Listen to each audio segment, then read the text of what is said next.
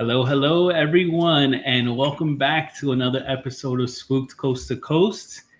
We are live today with Joy and Joey, JJ Yay! Paranormal, They both here. with another cool background. What is that one? Yes, that one's did you change the background? a mental Yeah, asylum. it's better. That one's cool. It's better, Yeah. right? That one's Yeah, cool. so you can see everything on top. This is where I like would it. like Awesome. we would like yes, to live. that's- Where we would like to live. Yeah. So then it's Where you silent. like to- nice. Yeah. I don't think That's- so. And this is Jen and Mondo. We are 305 Paranormal, and we have switched it up too, guys. I don't know if you've noticed, but we are no longer purple. We are blue. Oh, I was wondering what the Oh yeah, I just noticed Look at that. my hair.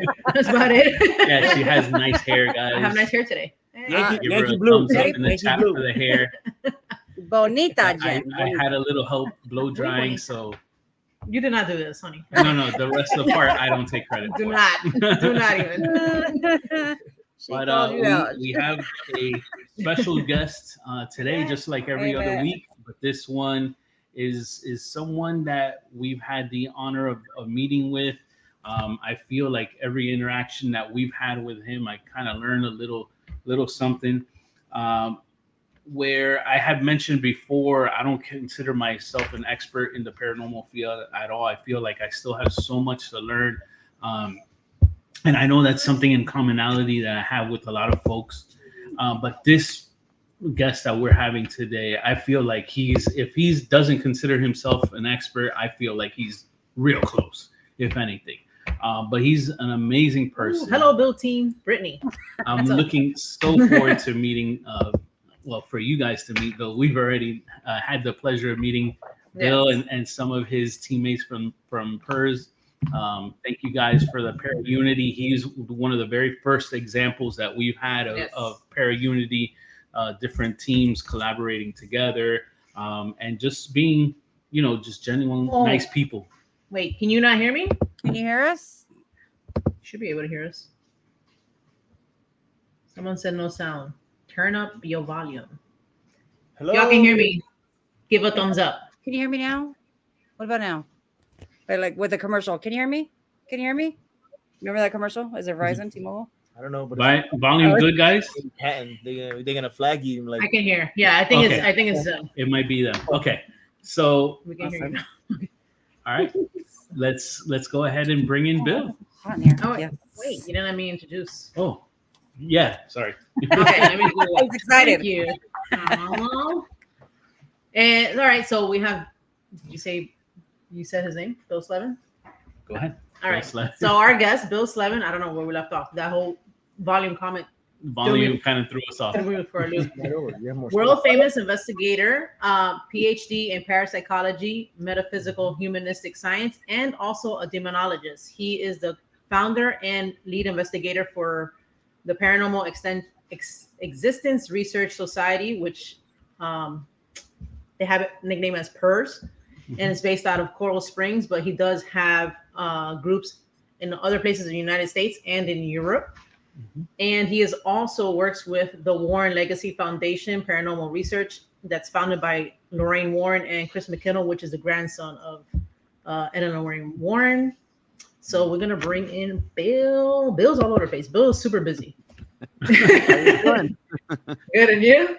Good. Thanks for having me. Hey, yes. Thank you for Thank you being for here. coming on. And Yeah. speaking of awesome backgrounds, Yeah, I know. I'm telling you. he's got us all beat. I know, I was looking at that. I was like, Green wow, that screen. is nice.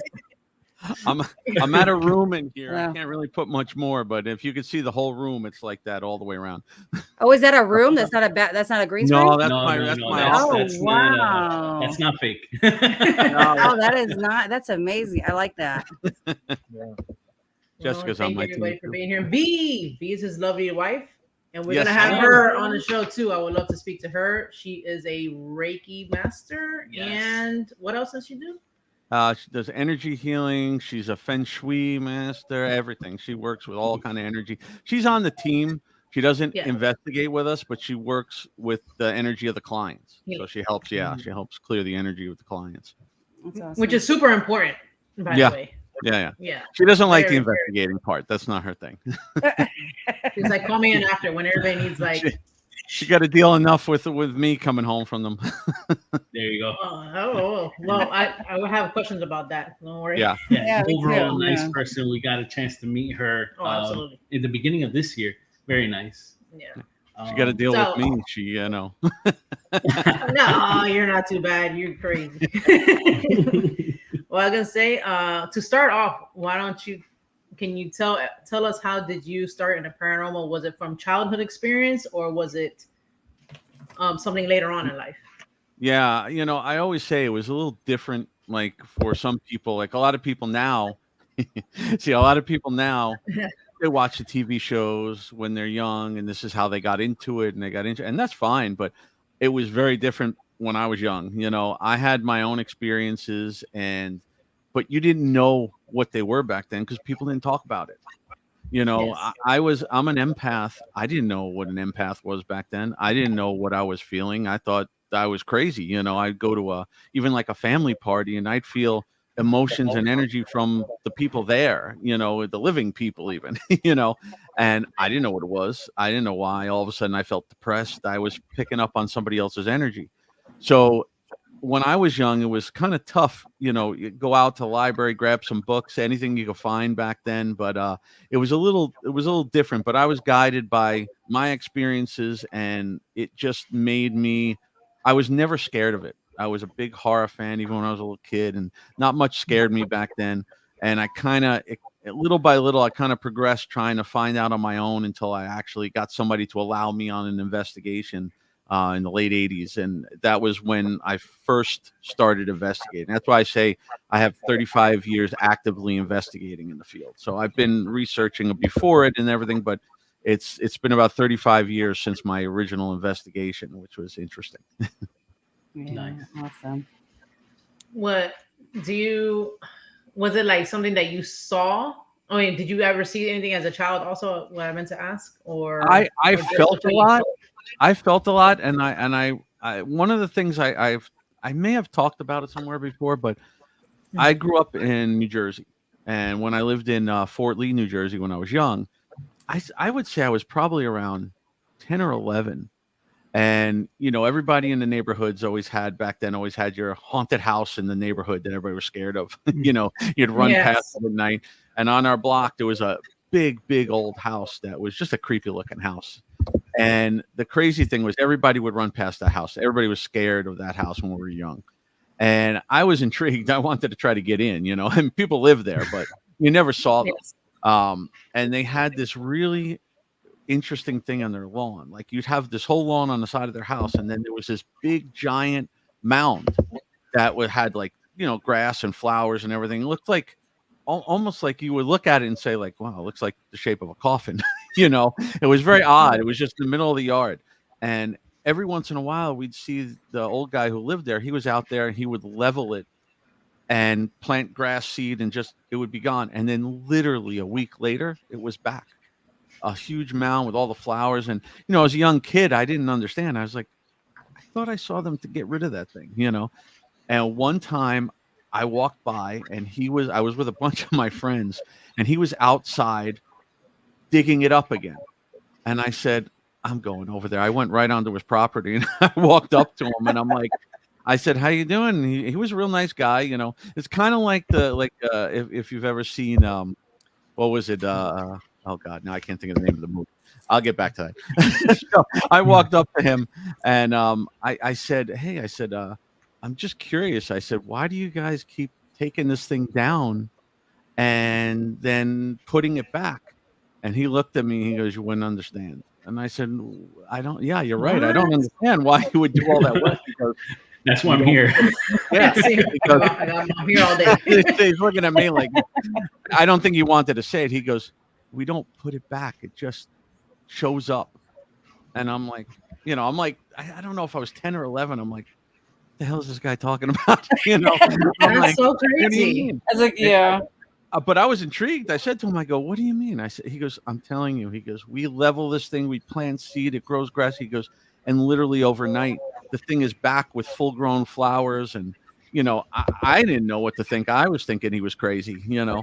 I wound up doing some research not too long after that, even at a young age, going to the library, looked some stuff up, and I found out that there was it was Indian burial ground on those roads there, and I couldn't pinpoint it because I don't even know. I was young to figure out some of that stuff, but it seemed like it's possible it was like a chief or an important person from the tribe in that area. I got to go back and research it again, but it was one of the things that, like, those type of things would just propel me into, like, down a rabbit hole trying to figure out, what was going on. We didn't have internet and we didn't have all that back then. This is, a long time ago. So it was hard to research like you can now. Yeah, you can't say that to like a young kid and be like, I don't know, I just doesn't, and be like, walk away from that, because I'm gonna be like, no, tell me, tell me more. I was thinking of Home Alone, how they were scared of the guy next door. He was like this creepy old guy. That's kind of how this was. Yeah, that's kind of how this was. He was like this old creepy guy that lived in this creepy house, and everybody ran from him, but he was a nice guy. Oh man, wow. Well, that's cool. I felt like, I don't remember feeling stuff as a kid. Maybe, I don't know. I was more visual. Like, I saw stuff that I thought was maybe real stuff, and it's not. Maybe in hindsight, not real stuff. I don't know, or mentally, I don't know, whatever. Right. But something like that. But what I want to also say, that you're right. Like, when I was young, so growing up like that, I couldn't really say this to like a lot of people, because then they'd be like, "Oh, you're crazy," or how do you bring that up? Or then if you do, some kids are like, well, or even adults now, like, as a 43-year-old, people are like, hey, I heard you like into the paranormal. Can I tell you what happened? So I have those at my job like all the time, and I was like, yeah. So I'm not crazy, right? So I think that's cool. It's more open now. Yeah. I mean, that's one of the things I will say TV shows and everything did, is that kind of brought it into the forefront to where people can talk about it. I was raised Catholic, I'm Catholic. And back then you can't, you couldn't sit there and tell your parents, oh, I think I saw a ghost, or I think, I'm feeling something, and they would think you're crazy. There's no way, just like you try to get residentials back then, it wasn't easy because everybody was scared to tell anybody. They're afraid they were going to get locked up, He said, James said Latinos are crazy. I agree. I guess he meant a couple of Latinos. It's the Florida Latinos are crazy. That's what happened. Oh man. So, Bill, I'm gonna do my icebreaker question that I do with every guest. So, Bill, there's a lot of things that we have in common. So, obviously, we live in the state of Florida, great state. Yep. Locas Latinas. California better. We're paranormal investigators, even though I one day dream to get to the level of expertise that you are. Oh, yeah. Well, we both have Funko Pops made after us. I don't know. I gave him a Funko Pop. Yes, he saw your Funko Pop, and he was like, he has a Funko Pop made of him. I was like, mine. yes. I'll tell you what I love about mine. What I love about mine is it was done by a guy who does customs for like celebrities and things like that, and it's so great because what he does is a little different than Funko, where he is total personalization on everything, and it's amazing. I might be able to roll back and grab it. Yeah. Oh yeah! I want everybody to see it. It's so cool. I love his setup. That is so they cool. made one to look like you. Oh yeah! Look at this one. Bro, that one's bad. Oh my god, that is so cute. I like that it has the little. He has a K2 and a rosary in his hands, and then it has your logo on the top. Wow! Oh, dang, it's a real. Nice. It's done really. I mean, it says Funko. It's not really Funko, but even on my, if you look at it, he's wearing my shirt, and on the back of the shirt is my logo. The guy painted the logo on. Oh wow! He's really, really good. I think so many people started doing those customs that Funko decided they want to cash in on that and made it to where people can do them, Yeah. But I don't they blame can't him. do things like my beard and things like that. I It's know. little things that just make it personal. But they look Yes. great. I love them. Yeah. When I saw yours and it had the beard, I was like, man, I didn't see that. Like, because they kind of like change out the options. I was like, maybe that was an option. That's pretty freaking cool. But Yeah, that is really cool. Yeah. Yeah, mine's would be easy. Mine's would be easy, just a circle with some.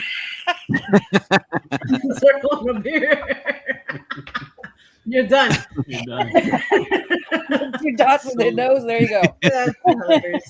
Another thing that we have in common, Bill, is we also know Scotty Burns.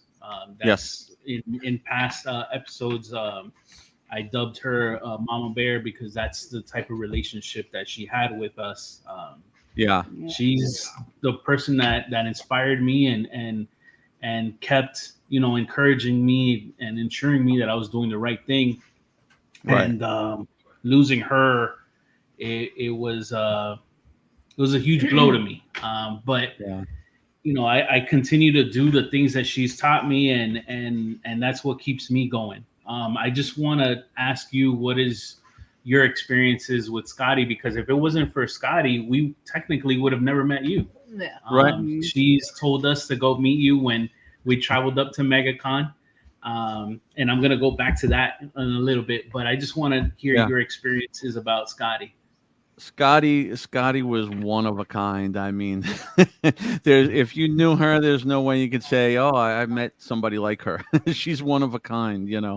I met her. God, I don't even. I was trying to figure that out when we were at her little thing there at the yesteryear. It had to be like 15 years or so.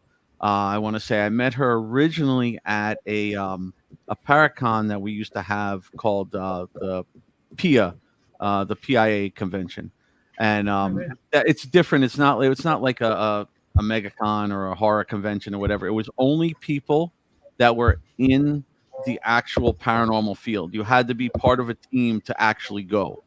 And it was some great people that I've met that helped me down here kind of connect with a lot of people. There was great people. That's where I met Tim a long time ago. Tim Yancey. She was just so welcoming to me and everybody at War Party. After I met her and then I started meeting everybody from War Party down here, it was surprising because it was one of the few teams I've ever met that I can work with, not being on the team. Just like you were saying, the Para Unity, I got tired of dealing with teams. That's why I created my own after a while. I was on so many teams between New Jersey and Florida, and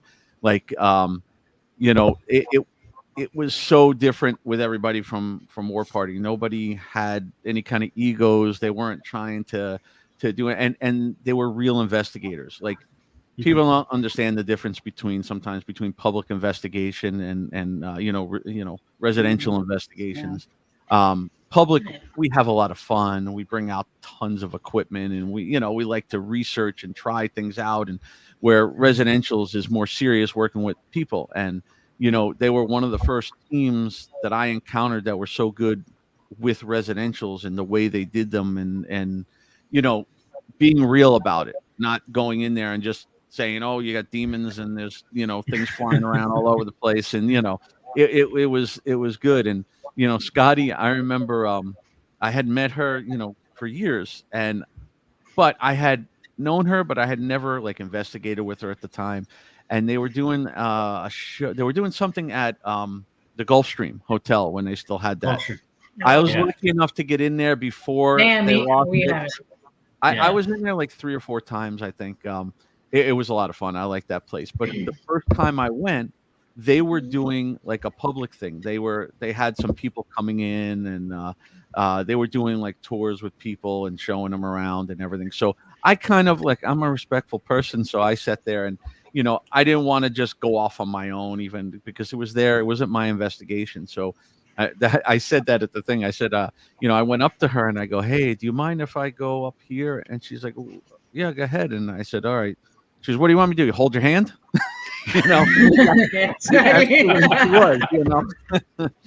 But no, she was a great person. She was a great investigator. I mean, she's so missed.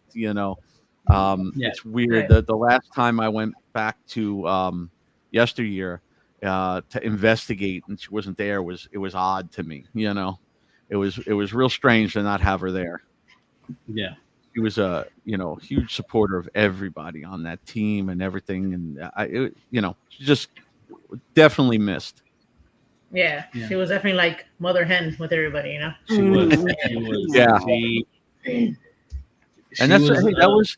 that was her night out. That was their nights Yeah. out. When I used to go to Gulfstream, they were just hanging out. They'd have pizza, they have food. They'd go up, investigate, come back down, hang out. It was just like a fun night. It was like what they did. Yes. True. Given okay to do exorcism, I said I'm gonna do this, right? Can you read that? So there, that's a touchy thing with some people will agree with that. I do not agree with that. An exorcism has to be done by the clergy. Now it depends. Demonologists, for years and years, demonologists were only people of the clergy. And, I bring this up because it wasn't until recently that I actually started using the term demonologist. I don't know if you guys remember, I always used to say demonology specialist because I've been studying demonology and actually assessing cases for almost 30 years. But I'm not clergy, and I was never given the title by the clergy or recognized, so I never used it until recently I was. So I have a letter of recommendation, and now I use the title. And I did the same thing. It didn't matter. It's just, to me, I respected the title. I never used it. But as far as an exorcism, I mean, I can go in and do what's called a minor rite of exorcism, which is more of like a deliverance blessing of a home, but I cannot do, and I would never try to do an actual exorcism. Now, if the demonologist was part of the clergy and trained to do exorcisms, yeah, probably, but otherwise, no. That has to be done by the clergy, in my opinion. There are some that do it, but I wouldn't trust it. I've assisted in things, but there's no way I would go out and do that on my own. Do you have what is your suggestions or tips for not only investigators but maybe for people in general about how to be protected with anything negative that they might encounter and that has worked for you and your team? Everybody is different, honestly. It's first of all, you go by your faith. What is it? It doesn't have to be Catholic, Jewish. It doesn't matter. Whatever your faith is, even if you're just spiritual, that's what is going to protect you, what you believe in. I have a special Catholic prayer that I say before and after. When I say it with my team, most of my team is not Catholic, but I say it with them because I'm saying it and I believe in it, so it's going to protect them also. It's your intention behind it. Right. Yeah, it's all about your intentions. But I mean, I have tons of stuff on. I always wear crystals and things that are blessed by priests and bishops, and I got my new Saint Michael charm, and anything that you feel will protect you is what you do. And don't ever provoke things. Don't ever be disrespectful to the living or the dead when you're in there. That's all. Just be respectful. Most of the time, you're okay. This stuff does not work all the time because I've had attachments, unfortunately. We could talk about that, even from the Riddle House. And one of the few that I don't understand why, but you just do what you think. Do as much as you can. Make sure you do it before. I have one that's after, and that's really it. Just be cautious. Don't. If you trust your gut, if you feel something's not right, leave. There's no reason to hang around if you're feeling uncomfortable or anything. Yeah, exactly. Trust your gut. A lot of people don't really do that. Maybe they want to push it, and then something goes wrong after that. Yeah. Oh, okay. So, Bill, so actually, this kind of goes a little bit into what I wanted to talk to you about. So, going back to Scotty, then, yeah, we're gonna go and meet up. We're gonna go to MegaCon, and we're gonna go and see someone we've never heard of. All right, so we're gonna go, and I'm like, all right. So I go and I go to get like things like this signed, I love. Right. I just love animes and things like You that. see how Bill's room is in the back, like all that? Well, imagine a room like that, but just Funkos Yeah. And sports stuff. and sports stuff. And video This game is his stuff. man cave. So Legit. I'm like, all right, so we're gonna go meet Bill. If Bill's friendly with Scotty and Zap, so we have to go meet him. And we got to go and investigate, or not investigate, but we got to go see you talk. And first of all, props to you, because I would be nervous talking in front of a whole bunch of like a panel like you do. Let me interrupt you there for a minute. Let me explain something for anybody who does not know. I am terrified of public speaking. Okay. Really? I hate it. I never liked it. I've gotten used to it because I like doing this. You know, I like Your going subject. and talking. So like I started years ago at libraries and things. And you know, you get anywhere from 2 to maybe 100 people, whatever. The one you're talking about, I believe, was in 2021, right? It was during COVID. Everybody still had masks. Yes. That first time. Yeah. I will never forget that, because I was not a guest that year. I was just there for they let us do a panel, and it was just me and my teammate Daniela. And we were sitting outside the room waiting for the other room, you know, the one before us to clear out.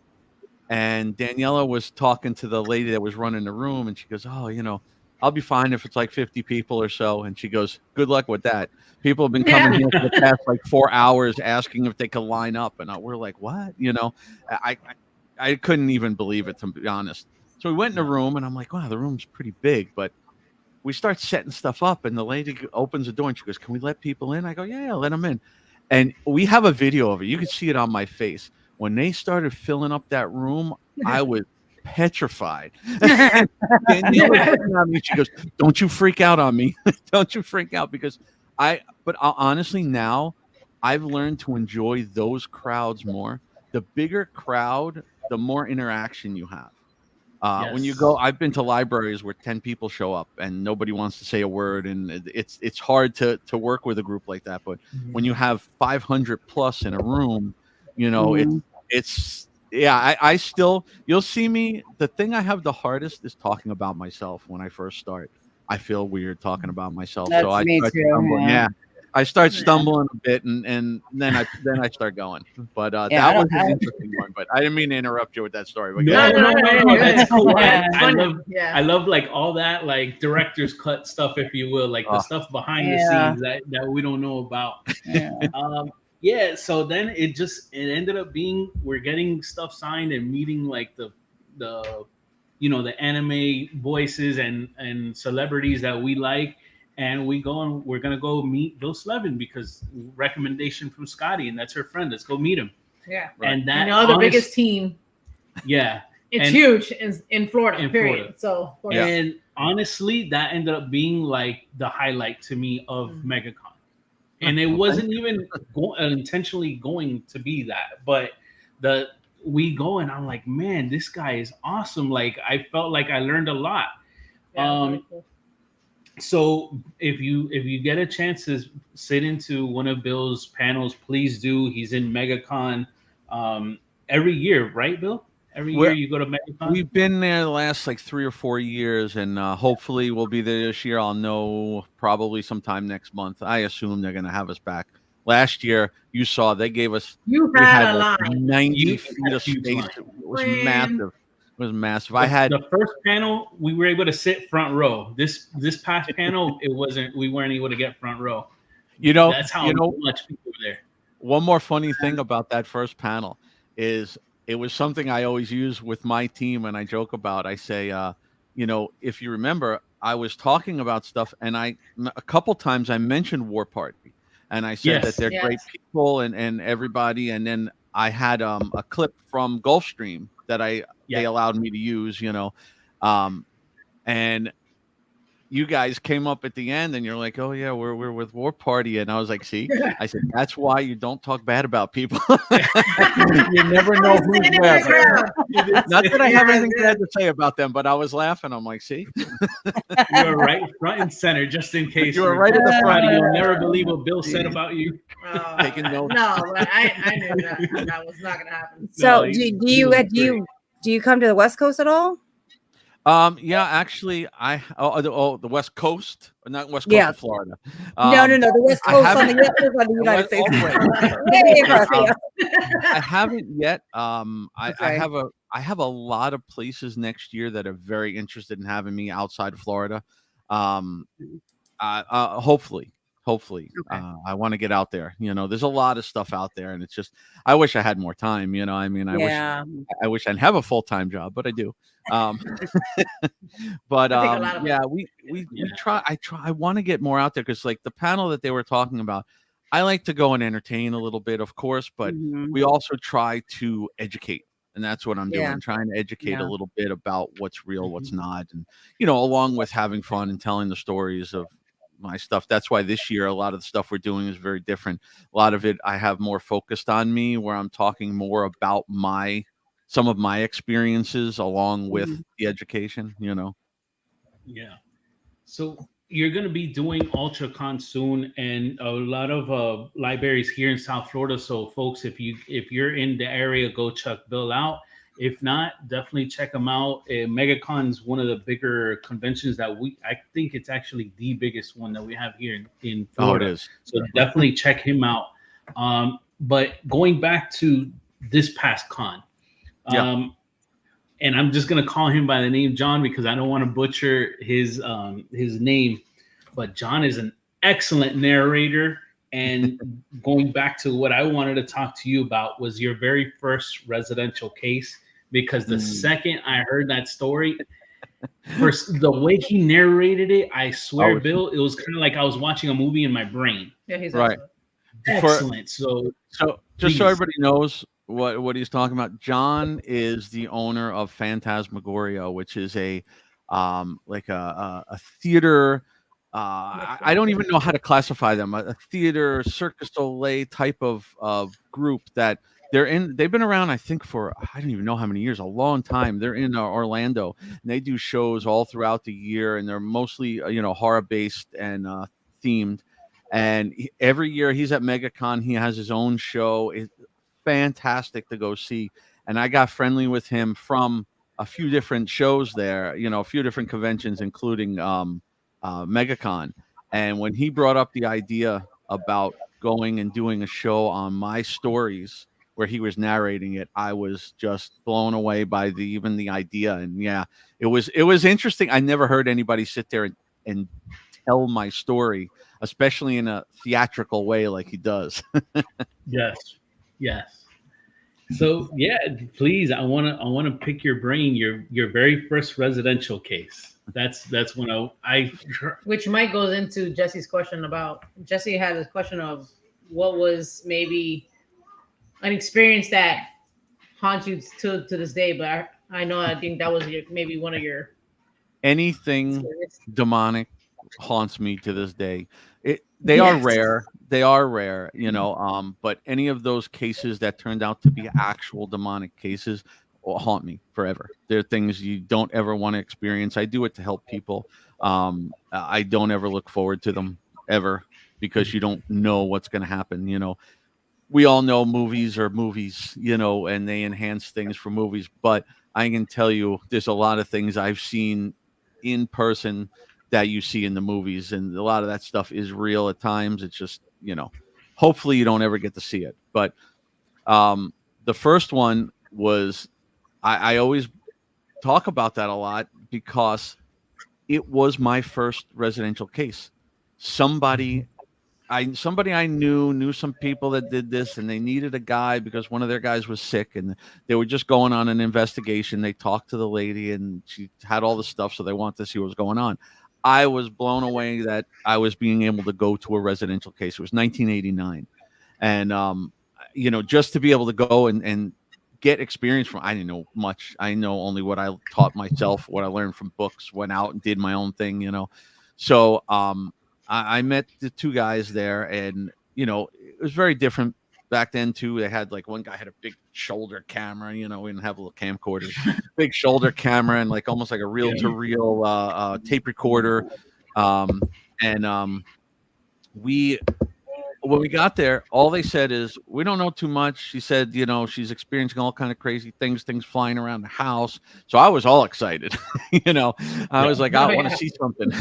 So we went in, and we went in probably 5 feet into the house. I mean, we're just in the front doors. And the three of us turned around and ran right out of the house. All three of us were extremely nauseous. We were on the front lawn, almost throwing up, you know. I didn't understand what it was. Didn't smell anything. It wasn't like we went in and smelled something weird. So then, even back then, I always try to go as scientific as I can at first. We want to find natural causes first, you know. So even back then, the first thing I'm thinking was, oh my God, is carbon monoxide? What, you know, something? What could be in that house? Mold? You know, something's in there that hit us right away. So we kind of gathered ourselves, went back in, opened the door again, went in, and we were fine. And we walked through into the first room, which was like a big, like a living room parlor type of thing. And, you know, we were just walking in. They had shut the lights off already, and we were about to set up. And the cameraman to the right of me, he screamed. I mean, we weren't even there 10 minutes, honestly. Screamed like I'd never heard, threw his camera lens first to the floor, you know, so we knew it wasn't a joke. Flipped the lights on. He was pulling at his shirt like this, and he pulled his shirt over his head, and he had 3 scratch marks from his neck to the bottom of his spine. They were like razor blades, bleeding. There was nothing through his shirts. His shirt wasn't ripped. I didn't know what in the hell was going on, you know, because again, this was my first case. I'm going and thinking it's a ghost, you know, so a spirit, or I'm going to see something, or maybe feel something. And you know, it was terrifying. Anybody who ever says, oh, I've gone on demonic cases and I've been part of demonic cases and it doesn't scare me, lying. Lying, or have never been on a true demonic case. You know, maybe there was something evil in the house. Maybe it was a nasty spirit, but demonic is different. So we immediately, we got out of there. You know, unfortunately, it wasn't my case, so I wasn't there for the follow-up. I do know that they got a priest involved, and they went there and did a minor rite of exorcism on the house. We told the lady to leave and not stay there for the night, you know, until they could find somebody. Most people, and those people never did this again after that. They stopped doing this. They were frightened out of their minds, you know. Most people in my situation, being especially your first case, probably would have never done it again. It led me to want to do this more and gave me a million questions in my head. Honestly, it's what kind of drove me to get into, I say, like a calling, to get into it the way I did, because I left there going, why didn't I get attacked? You know, why did I attack him? I didn't know crap about protection and stuff back then, you know, and people weren't wearing crystals and things back then. It wasn't like that, you know. I had faith, but I didn't have the type of faith that I was gonna walk in there and encounter that, you know. So I didn't understand what happened, why it happened, and that's what kind of led me down that road. You know, I don't think I would have ever started, you know, even studying or learning about demons and things like that, demonology, whatever, because I didn't think I would ever see something like that, you know. So I like that you said that why him, why not you, why not the other person? Because these are things that I have actually thought about myself going into different places. So that's really and what I always say to people now, if that was nowadays, I don't think I would have believed it. I would have expected it was set up for YouTube, somebody. But this was in 1989. People weren't talking about it. There was not internet back then. There was no social media. They weren't going to the news. There was nothing about this. You know, it was quiet. And it's why I believed it. And plus, there's no way somebody could have done that. I mean, even though we were in there only 10 minutes, I had been outside with those guys probably for close to an hour, talking and trying to find out what was going on, and we were talking about what we were going to do and how so it's not like he could have set that up. I mean, those things were bleeding, you know, and there was nothing through his shirt. There was not, it was a lot of questions I had when I left there. Wow. And that was your very first case, right? You said that was my first ever residential, you know, maybe public. I mean, I had done a few things on my own. I've been to some cemeteries and some places where I heard, but nothing like that ever, you know. And I didn't Wow. really have equipment and stuff back then. It was So different. have you know. ever had a case like you needed like backup or you needed somebody else to come in like to help you clear it out or Yeah, I mean, at first, as I learned, it's one of the things I tell people now. This is not a competition. right? It's not who's better than who. If you don't know what it is and you're not sure, ask for help. For help, yeah. Contact somebody for help. You believe me, it's better to get the help than to be in a dangerous situation. Right. You Because know, there's so many different stuff you're dealing with, right? yeah, Yeah. absolutely. And I one might mean, have dealt with it before and when, you guys compare notes or whatever. right, I and like that's how you that. learn. I mean, I started out Exactly. going to Yeah. people for help, calling in help to where I got to the point where they were now calling me in as an assessor to go Mhm. in and I'm called in to assess demonic cases to see. And it's you ask for help. There's no Has any of it been like poltergeistish? Like have you dealt with like the well, poltergeists? I have seen that, and now this is where my background is tough because most people who are a demonologist are not a parapsychologist or the other way around. Right. But they kind of Right. believe two different things. Parapsychology is more about telekinesis and things being done through people's energy and psychic abilities as opposed to ghosts and demons. Like there's Mhm. a study in parapsychology for many, many years with actual proven cases where poltergeist activity, a lot of it they believe is caused by teenagers' energy, especially female teenagers going through puberty and everything, that their energy shift is so strong that it literally makes things move in the home. So if you have a bunch of kids, if you have, that can actually cause things that they consider poltergeist activity. But I Right. have been in homes where I have seen things fly off counters and move, and not not to the extent of full poltergeist activity like the movie. I mean, I've seen most of that stuff happen, but um, it's hard to say. I don't think I've ever gone into a case saying this is a poltergeist. A little bit because of my background with parapsychology. A lot of stuff people don't realize is caused by energy. It's caused by emotions. It's caused by many different things in the home. Sometimes not a ghost. Your shift in energy is a lot, and you can manifest things into your home. Yeah. You know, Yeah. And people don't know that. yeah, They'll do it without even realizing they're doing it. right. Yeah. Yeah. And just going back to you've done a little north of 1,000 residentials, correct? About yeah, I can't even count anymore. I have no idea. Over 35 years, yeah, it's been around 1,000, give or take. And that doesn't mean everyone I Yeah. went to the house. Sometimes we don't have to go. We can do stuff, without. But yeah, it's been a lot. So doing kind of like the math, give or take, on the numbers that you say could have possibly been demonic or something else, it's about a 1%. So it's not a It's common very thing. small. A lot of No, folks automatically assume it's demonic or something wrong, but it could very well be just like you're stating, the energy of the location, how you are acting. right. Like I've seen instances where it's a father was abusing the family, and alcohol Yeah. was involved, and that seems to be the Yeah. more common thing, if you will. I think so Mhm. too. Yeah, Substance abuse and stuff like that. Yeah. absolutely. I during the day, if for people who don't know, during the day I'm an IT director. So I've been in technology for 33 years too, which helps me because I know all about equipment and cameras and how they work, and Yeah. but I work at a psychiatric drug and alcohol treatment facility for the past 11 years. So I've Nice. learned a lot about psychiatric illness, about addiction, about everything like that. I've studied psychology, I studied metaphysics, I've studied a lot of things because a lot of times when we go to the homes, this is what we deal with. And we're there to help them. We're a nonprofit, we don't charge, but we're there to help them no matter what their situation is. If we feel it's not a ghost, we don't just leave and say, okay, you're fine. We're going to try to get them the help that they need, because sometimes it's both.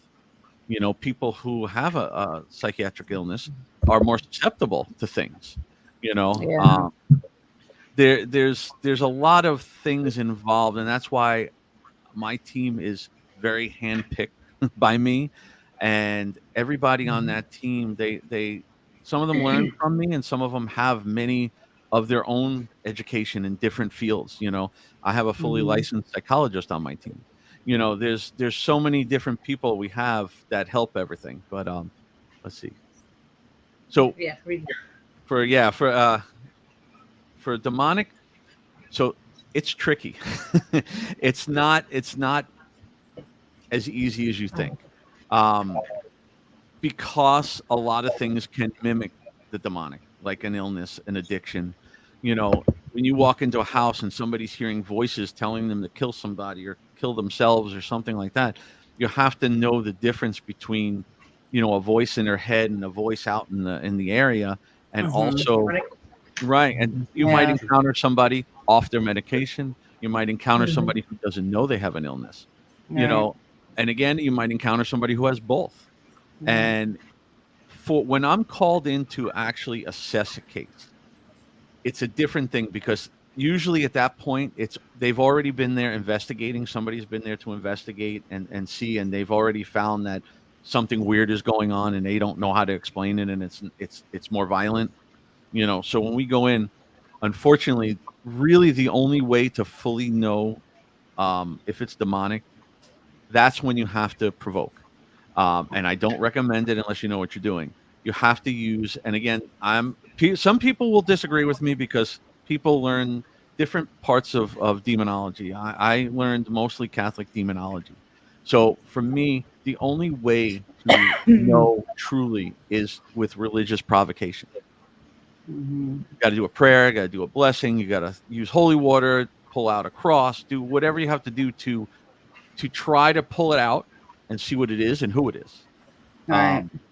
But you need to know, yes, you need to know what to do or how to handle it or what, because if you just go to a house and you don't know anything about it and you just start blessing the home and throwing holy water around and you piss something off, you're going to be putting yourself in danger. And then the thing is, you leave and now that family's there and they have to deal with whatever you just did.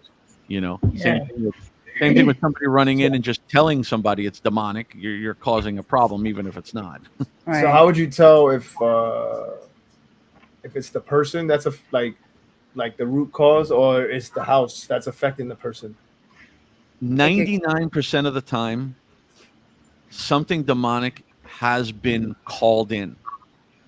Ouija board seances, rituals. Normally, it's called in because it's not just like a demon floating from house to house looking for somebody. Normally, they are called in. Sometimes they can be brought in by people who maybe have a really bad addiction or a bad mental illness that they're so far broken down because a demon's goal is to harm you and or have you harm somebody else. And what they're looking for is they're looking for somebody to use as a host in a way.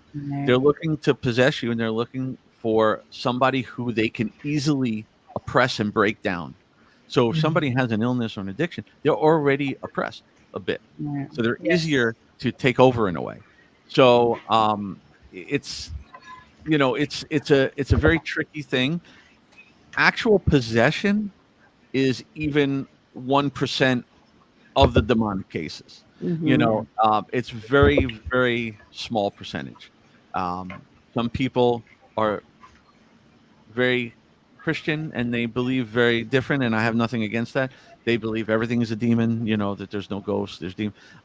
And you know, everybody has a different belief in things. I haven't experienced that ever in my life. You know, the demons were very different than ghosts. And they reacted very differently. You can't go to a house and sage a demon out of the house. It's not going to do anything. Sage and your intent and all that is not going to do anything. If it's something demonic, there's different stages. Like I said, you have infestation, oppression, and possession. Infestation is normally what you encounter where they're in the home because they were brought in and they're trying to oppress somebody to take them over. So they're in the house working on everybody, and that's easier to get out. They usually do like minor rite of exorcism or deliverance prayers or things like that. But if it gets to the stage of possession, I mean, it's a different thing. I mean, it could take days, weeks, months, years. You know, it's not an easy thing, and you have to have those psychiatric evaluations and medical evaluations and everything to clear, because you can harm somebody really bad if you tell them they have a demon and then find out that they don't and they're schizophrenic, because now they're going to think whatever they're hearing is going to kill them, and you can't fix their illness. So how do you know, like, how long does it take you to know the difference between an angry ghost who's mimicking a demon or an actual demon? Well, that's where, if I was called in to assess something like that, or if I was on a case where it seemed like a little, demons are violent, you know, they start out doing little things like knocking and you know, voices and things to try to get you to acknowledge them. Once they get past that, their goal is to take you over. So they're going to harm you, they're going to attack, they're going to do things, they can move things a lot more than a ghost can. They can knock things around, and I'm gonna have to take out the cross, take out you know, do a blessing and something like that to call it out and demand its name, which you normally shouldn't do, you know. But that's how you find out. That's the main way to find out. And again, at that point, you have to be ready to get help for that. Yeah. Because, you know, it's, can they hide? Can they trick you? Yeah, they can trick you. But with religious provocation, they can't really hide from that. It's very different. It's hard to explain for people that haven't, like everybody out there listening that has not encountered that. Unless you encounter it, I don't even expect people to understand it. You know, it's a very, very. I've had a case where, you know, we went in and it was with another team too.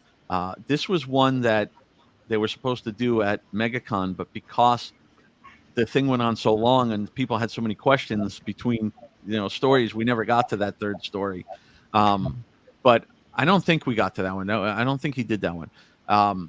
I can't go through that whole thing another time. It's a long story, but just to give you a quick little thing, I went in with a priest and we were called in by another team that believed it was possibly demonic, and they were telling us what happened, and they wanted us to assess the case. And I told them, okay, listen, do they know we're coming? And they said, no. I said, do not tell them who we are. Do not tell them our names. Do not say anything. Just say we're part of your team. You're coming back to investigate. I talked to the priest. I made him go the first time in street clothes. You know, don't wear your collar. Don't, you know. I said, let's just go in and see what's going on. Because, you know, nowadays, you also have to see, are people, even though this was a while ago, you have to see, are people playing? Are they, you know, making this up? Are they, you know, you got to see, you got to try everything. So we went in, and I mean, we weren't there that long, and they had their mother was there. She was an older lady, and she kept like nodding off. I mean, she was definitely up in her late 80s, I believe. And at one point, she just sat up. It looked like she had fallen asleep. She sat up, and she looked at us, and she said, "You think I don't know who you are, Bill and Father Paul? You think I'm stupid?" And that's where the assessment ends. Yeah, this is when he already knew who you were. Yeah, that's scary. There is no need. I pulled the other guy aside. I said, "Listen, did you say something?" He goes, "No." He was frightened out of his mind. He said, "How would they know this? Because they weren't even. This was in Pennsylvania. Wasn't even in my state. You know." That's something you see in the movie. Yeah. Yes. It is. Crazy. It is. She was not possessed, but it was at the point where it was trying to get to her. So it was taking people at times. She wasn't in full possession, but yeah, it was a crazy case. But that's something that will stick with you. Yeah. Oh God. Yeah. When you see that, because I thought for sure. Again, I grilled these guys afterwards. I'm like, "You sure you didn't say anything?" I got the goosebumps when you said that. Ooh, yeah. I hadn't experienced that up to that point. Yeah, I was like, you know, you guys are playing with me or something. I thought for sure. I know who you are. That's what I'm hearing. My yeah. Well, speaking in tongues, I had a question back to your first residential. In hindsight, now, why do you think? I meant to ask you that before, but got sidetracked. Why do you think it chose that person? Oh yeah. The problem with that is I didn't know the people well, so I don't know a lot about them. But I have to take it as he had something going on in his life. because like we even tell our teammates, if you're experiencing something like let's say you're ill, or you're having a big problem at home, maybe with your husband, wife, kids, you're arguing a lot, you're depressed a little bit, anything, you should not go investigate ever when you're like that, because you're already oppressed. I say And the it's same easy thing. for Yep. something to attach to you.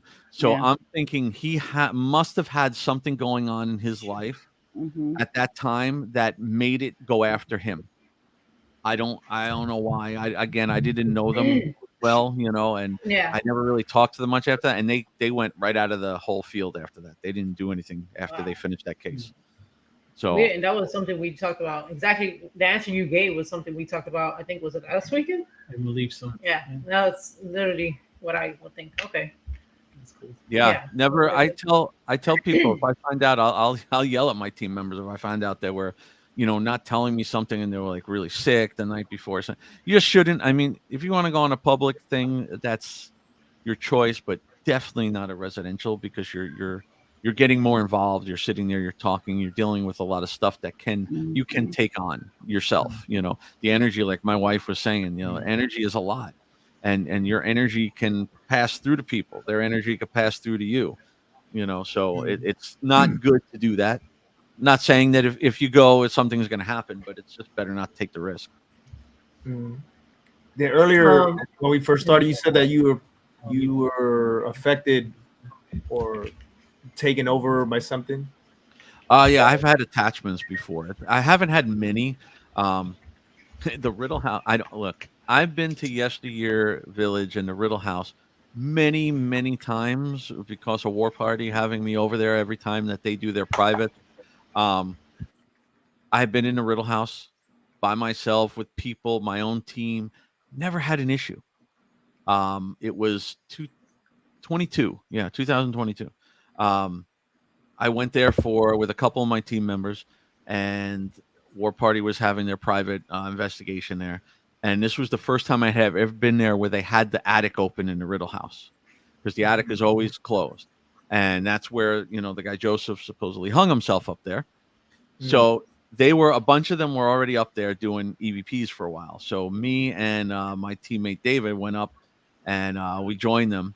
And I believe it was Joe. I know it was JC's recorder, but it was Joe that said, he started talking directly, like, to me. He said, okay, this guy's never been in the attic before. He has a new device. So what I want you to do is talk directly to him, whatever. And we all laughed at first because I use it in my presentations now. It is one of the clearest EVPs ever. And it actually spoke over Joe asking the question. And it said straight out, when it said, well, so what I want you to do, and you just hear it say, he's dead. Clear as day. Everybody was freaking out from that. They heard it. It wasn't even a matter of, let's play this 5 times and check it out. I mean, you could hear it. And I laughed about it. I came home the next morning. My wife was like, "Oh, did you get anything? Anything happened?" I was like, "Oh yeah, you got to hear this. This is funny." She didn't find it too amusing, No. Especially since she doesn't like investigation. She did not find it amusing. You can't. After that, for the next almost, I would say 2 weeks, I was a complete mess. I was sick. I had nothing wrong with me. I had every type of bad luck you can imagine. It was just like a funk that I have never experienced. I've had an attachment before, but never to this level. I got, I cleansed myself. I got blessed. I got it off. And it went away. And it's funny because when was it? Not too many. It was sometime this year. We went back, and I went with David and one of my other teammates, Rob, were with me, and we went to the attic again. And because I was laughing to myself, I said, "Oh, I'm going to go in the attic and I'm going to go up there." Yeah, it was always locked. They always had a lot of stuff up there, and it was dangerous.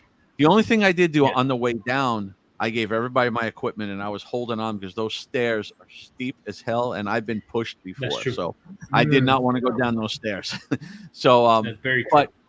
But when we went back this year, I didn't even think anything of it. I went right up there with them, and I was there maybe 5 minutes with the two of them and I had to leave. I almost passed out. I got so dizzy and totally weird. I had to leave. I never went back up into the attic that day. They were up there doing stuff, but I was fine afterwards. But it was real strange. I don't know why. I've been to the Riddle House a lot of times, but I don't know, that attic, something up there doesn't agree with me. I'll go back, but Crazy. Yeah. Here and there, I hear people, they have to leave that house. They don't even go to that. They just have to leave the house in general because they get like nauseous or they get sick. They feel like really bad. And as many times as me and Armando been there, never. At first, I thought it was the most boringest freaking house of whole Yesteryear Village. I ain't lying. I was like, this shit is not worth it. Let me tell you. And then until I started getting little activity. Yeah, except for that EVP that wasn't on my recorder. It was on JC's recorder. But except for that, I've had a couple little things, but I get way more activity in the L Street house and the other houses there. I used to get like nothing in the Riddle House, a few little things here and there. But yeah, I don't know what it was. And I've been there many times, but I didn't even, it wasn't in my head last time. I just went up there. I didn't even think about it. I'm like, I get it again. I'll get it off, I guess. I don't know. You know, I went up there and I had to leave, and I've never experienced to that level where I had to walk out. I mean, I had to go downstairs and I sat outside, and it took me about 20 minutes to kind of compose myself. I don't know what it was. It was weird. That's crazy. And I don't provoke. I don't do anything, wrong, because I don't take that chance. Hey, so you had brought up the Ouija boards really quick. What would you tell people is the proper way to dispose if they have a situation like that? People will say that they burn them or they toss them out. Or they have that's a good question. Yeah, that's a good question. I wouldn't say burn it. I don't think that's a good idea. A lot of people say burn it, so I'm like, I don't know. I would bury it, to be honest with you. I would bury it with earth. And for me, I would like say a prayer to it and bury it. To bind it with something and bury it. That's probably the best way. Look, you got to remember this, and this is what I tell everybody. I do this when I teach about this. I don't feel that a Ouija board is some dangerous thing. It's a board. It's made by a gaming company. Before, it's all about your intent and the person using it. Before Ouija boards, people used to draw that stuff on a piece of paper and use a cup. So it's not the board that has magical power. Yeah, but the board. I tell people, most people that use the boards are kids playing around, because I did it, kids playing around, or people grieving, looking for loved ones. And the problem with that is that's where you get into trouble, because they're grieving, their intent is looking for somebody, they're calling something in, and no matter what it is that's going to lie to them, they're now going to think it's grandma or mom or whatever, and that's how you get yourself in trouble. But anything we use, I have, you guys have seen my setup at MegaCon. I have a ton of equipment. It's bad being IT and paranormal. But all that stuff is the same thing. It's a communication device. So picking up your recorder and asking, is anybody here, does the same exact thing as a Ouija board in a way. It's just that most people play with a Ouija board. Most people don't grab recorders and just go to their houses and start saying, is anybody here? So it's gotten a bad name. It can be dangerous, but the board itself is just a board. All right. Yeah. I had another thing that maybe I want to ask you. I was going to ask, I speak to Bishop Long here and there. And I was going to have him one time on the show. Yeah, he's great. I love listening to him. Like, I listen to his lives all the time. Yeah. That's sometimes what I do on Friday nights is listen to that guy. At the PIA convention, he was there the one year, and I was hanging out with him, and he was telling some of his stories about some of the exorcisms and stuff, and that's some interesting stuff. It really. Yeah. I suggest everybody check him out. He's awesome. Yeah. I look him up on I listen to him on Facebook.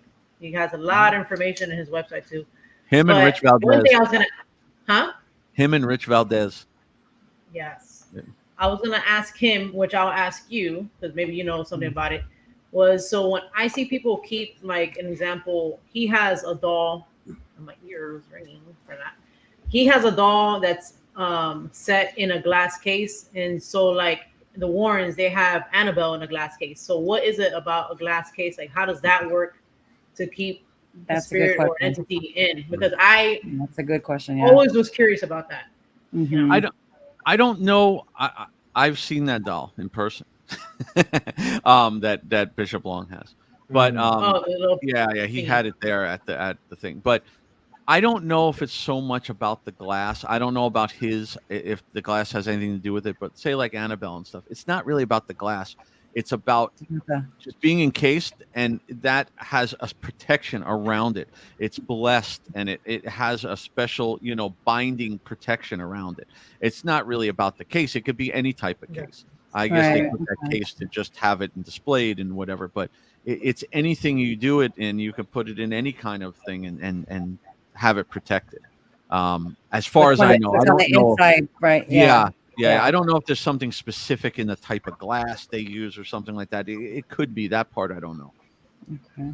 So Going back to Black Smoke had said, "What's your take on XLS being used as an IT guy?" yeah, that's a good question because Oh. I have both. Yeah. Yeah, so I have one. Oh man. and I play around with it. I it's interesting. Here's what I'll tell you. It's something that's programmed, and it's programmed originally for the Xbox, and it's programmed to actually constantly map the area looking for a person because it was made for motion games. So Nice. it will map out anything. I mean, first of all, if you have furniture there, it's going to map it out. A Yeah. chair is a person in 2 seconds. It's Yeah. always. I've seen it map out people on wallpaper patterns, bricks. The lines of the bricks in the walls. What you have to look for, and there's a lot of people that say, "Well, I reached out and it reached out toward me." Now that thing it moves around It's erratically. glitching. Yeah. So I say two things. First of all, make sure there's nothing in the area that it could easily map out. Like, if you're going to go into a room with furniture and everything, there's no way you're going to judge it like that. Also, you have to remember that's what it's made to do. Look for specific signs.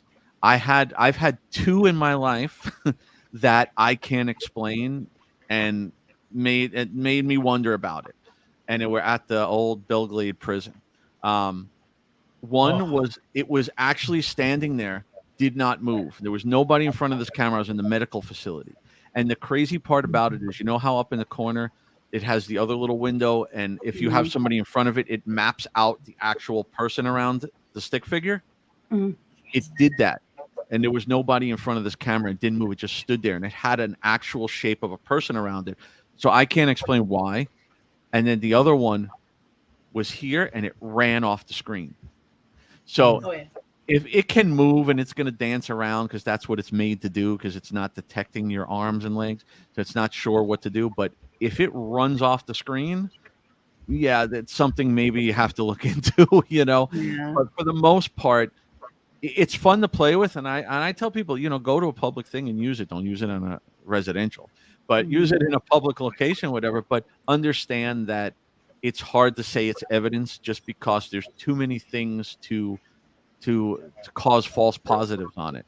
Well, we use one at the it's a Victorian house that's haunted, and we brought our son who's skeptical about the paranormal. He doesn't believe anything about it or anything into it. He's just scared. But anyway, Right. we had the XLS, and we were at the table, and there was stuff that could pick it up. I would say, but that little stick figure was sitting next to him, and we were like, "Can you wave?" And it would wave, and then it would stop. And we were like, "Can you touch his head?" It would touch his head. Like it was crazy. It was like doing it on command, and then it would move back, or like my son would go like this, and it would like jump back. It's the weirdest thing. The thing. It's the XLS is different than the SLS. Yeah. They're two different things. Well, They this was work the a lot. SLS. Right. They work. Yeah. They work a lot of the same. The XLS. Again, there's programming involved in these things. It's not just a camera that's doing it. It's the programming inside the software that creates these things. Yeah. So again, could it be something? It absolutely can. But then it could also be an object. Right, but it's too hard to debunk that I mean, it's too easy to debunk that to Yeah. say it's real evidence. Could it be Right, something? right, I use those 2 clips that I have to show that I don't know what that is, you know? Yeah. Well, Um, I just say it's interesting. I just yeah. say I'm not calling it paranormal. It's interesting. Right. Don't use phone apps. Everybody, I mean, if you want to play around with them and stuff, don't use phone apps. There's people that will argue to the grave with me about it. I'm telling you, as an IT guy, I've worked with people that develop apps, and they are programmed to do what they do. They use a lot of them use not everyone, but a lot of them use GPS to know where you are. They're using active listening to know what you're saying. They're using AI to respond to you. If the simple thing is put on Spirit Talker, okay, get Spirit Talker and get another device, even an Ovilus, which again is still a word bank, and put it there. The Spirit Talker doesn't shut up. You could put it there and you don't have to say a word, and it will have full-on conversations with itself. Yeah. We know that spirits can manipulate electronics. Can they manipulate a phone? Of course. But they're not going to go and just use this app. Pull out your recorder, and why aren't you getting the same things on your recorder? Because the app is programmed. Right. It does. And just because you didn't tell it, I give you permission to use my contacts. I'm telling you, as IT, that doesn't mean anything. That stuff has access to everything in your phone. Everything. So can it hear you? Like, is it listening? Like, do you think it's the same with like a spirit, like a word database box? Do you think it's the same thing, like the Ovilus or? Well, no, the Ovilus is different. I mean, it has some sort of programming in it, but it's a little different than a phone app, because the phone apps were made for entertainment. For They listening, really are. yeah. And you think about it like this: they're made to produce false positives. And you won't, even if you take the Ovilus and put it next to the Spirit Talker, you're not going to get the same stuff. Right. You're not going to get Spirit Talkers. Again, if you want to play around with them and see what it does, and but they don't. Your phone doesn't have a lot of the technology that some of these apps make it believe that that it has. It doesn't. There are certain sensors in your phone that can pick up stuff, but not to the event of some of these. Not to the level of some of these apps. Right. I don't use apps anyway, but every once in a while, I was just curious. It doesn't make sense. So. But I do have like a generic Ovilus I bought on Etsy that is a word data bank, and that thing is like, I don't know, because I'm always a skeptic before I'm a believer, and sometimes that thing is just spitting out shit. Excuse my language. That correlates to the history of the haunting. Right. And it's the weirdest thing. So I'm like, is there a little speaker listening to me? Right. I'm like, or even like a REM pod. I'm like, is there a sensor in there where it goes off? That's just my brain. Right. Because I really want to know, like, as well as everybody else, I really want to know if this stuff is going off because it's mechanical and it's supposed to, or is it? Well, really... it's anything. That's the problem with stuff. Is, on the scientific side, you can say certain things, as long as you can understand that certain things will have a lot of false positives. Doesn't mean that you're not getting actual responses. Right. I'll talk about it. Yeah. Oh. the DR60s. Somebody has 2 of them. I wonder who that is. I'm going to get to this question in a minute, but there's a lot of controversy behind the DR60s. Yeah. I've had some of the clearest EVPs on there. That's where the "he's dead" came from. So do I believe they work? Yeah. As long as you understand that every sound that comes out of the DR60 is something. Could it be? It could be. But when you get a bunch of garbled noise, I look at it this way. For me, if I can't clearly make it out, and we can't clearly make it out, then to me it's done. I don't consider it anything. Could it have been something? Maybe it was, but we couldn't understand it. So it's pointless even sitting there, because if you sit there and keep playing it, and eventually audio pareidolia is going to go in your head, and you're going to hear something, whether it's something somebody else said or something you're trying to hear. So once you get it and it's not audible, move on to the next one. But they do work, but it's not like you know, you got to understand what it is and the flaws that it had in it. So, but they're great. I bring it with me everywhere, and it produces some amazing results. But Mondo doesn't leave home without it. It's like American Express. American Express. That's right. I have two, and I use both of them. But I'm just like you, Bill. But he even linked the credit card to the damn thing. Yeah, but will I tell you that this $30 recorder is worth it to go out and spend $4,000 to get one? No, I wouldn't do that. Yeah, Not anymore. No. What? That's Yeah, can't get them. No, you can't get them for anything less than $3 or $4 grand nowadays. Yeah. I've seen two, but they're bid. Yeah. They're missing a button. No, they just they start bidding at 2,000. Oh, it's gonna go up to like 3, 4, and, whatever. And it's because you know why? It's because of the lore behind it and the fact that the TV shows and the YouTube channels use it. And the reason it's so popular, say in the YouTube channels, is because it's instant results. Like we go on investigations and could be on there for 10 hours and capture absolutely nothing. It's what we do. But you can't have that for a TV show or YouTube channel. So if you take that, 9 out of 10 times, something is going to come out of it, whether it's something real or something not, But that last question, I'd like to hear more about that to understand exactly what was going on to answer that one. But Jesse, Jesse, elaborate more on your question. Jesse, if you can elaborate more, so that way Bill can answer. Going back to the DR60, we use it if we can't make it out after the second attempt, we just delete it. Yeah, I'm not be like, hey, can you say the answer again or something again? Yeah, that's what we do. I'm not going to say they're garbage like some of the skeptics will say, oh, they're complete garbage because, it was known to have a flaw, and it's why Panasonic stopped making it and the whole thing. But the flaw doesn't give you straight out responses. Now, if I heard like that thing said he's dead, okay. Now, if it said something that somebody else said in the question, then you can start to say, well, did it repeat the word? Did it hear it and repeat the word? But he's dead. Nobody said that. You know what I mean? So it's not like it heard what we said and played it back. It's a little different. So, I still have taped little recorders with cassette tapes that I'll pull out every once in a while and use. The problem with those is you have to use a brand new tape. You can't use old tape because it never fully goes off. Yeah, and you'll never know 100% if maybe you had a voice prior on there that never fully erased. Than digital. Yeah, it's different than digital. Jesse said that. So his question was about the NDE. Hold on. So he wanted. Where is it? It was right under Dan Text putting a link. Yeah. So his first was in total darkness, no light, like no.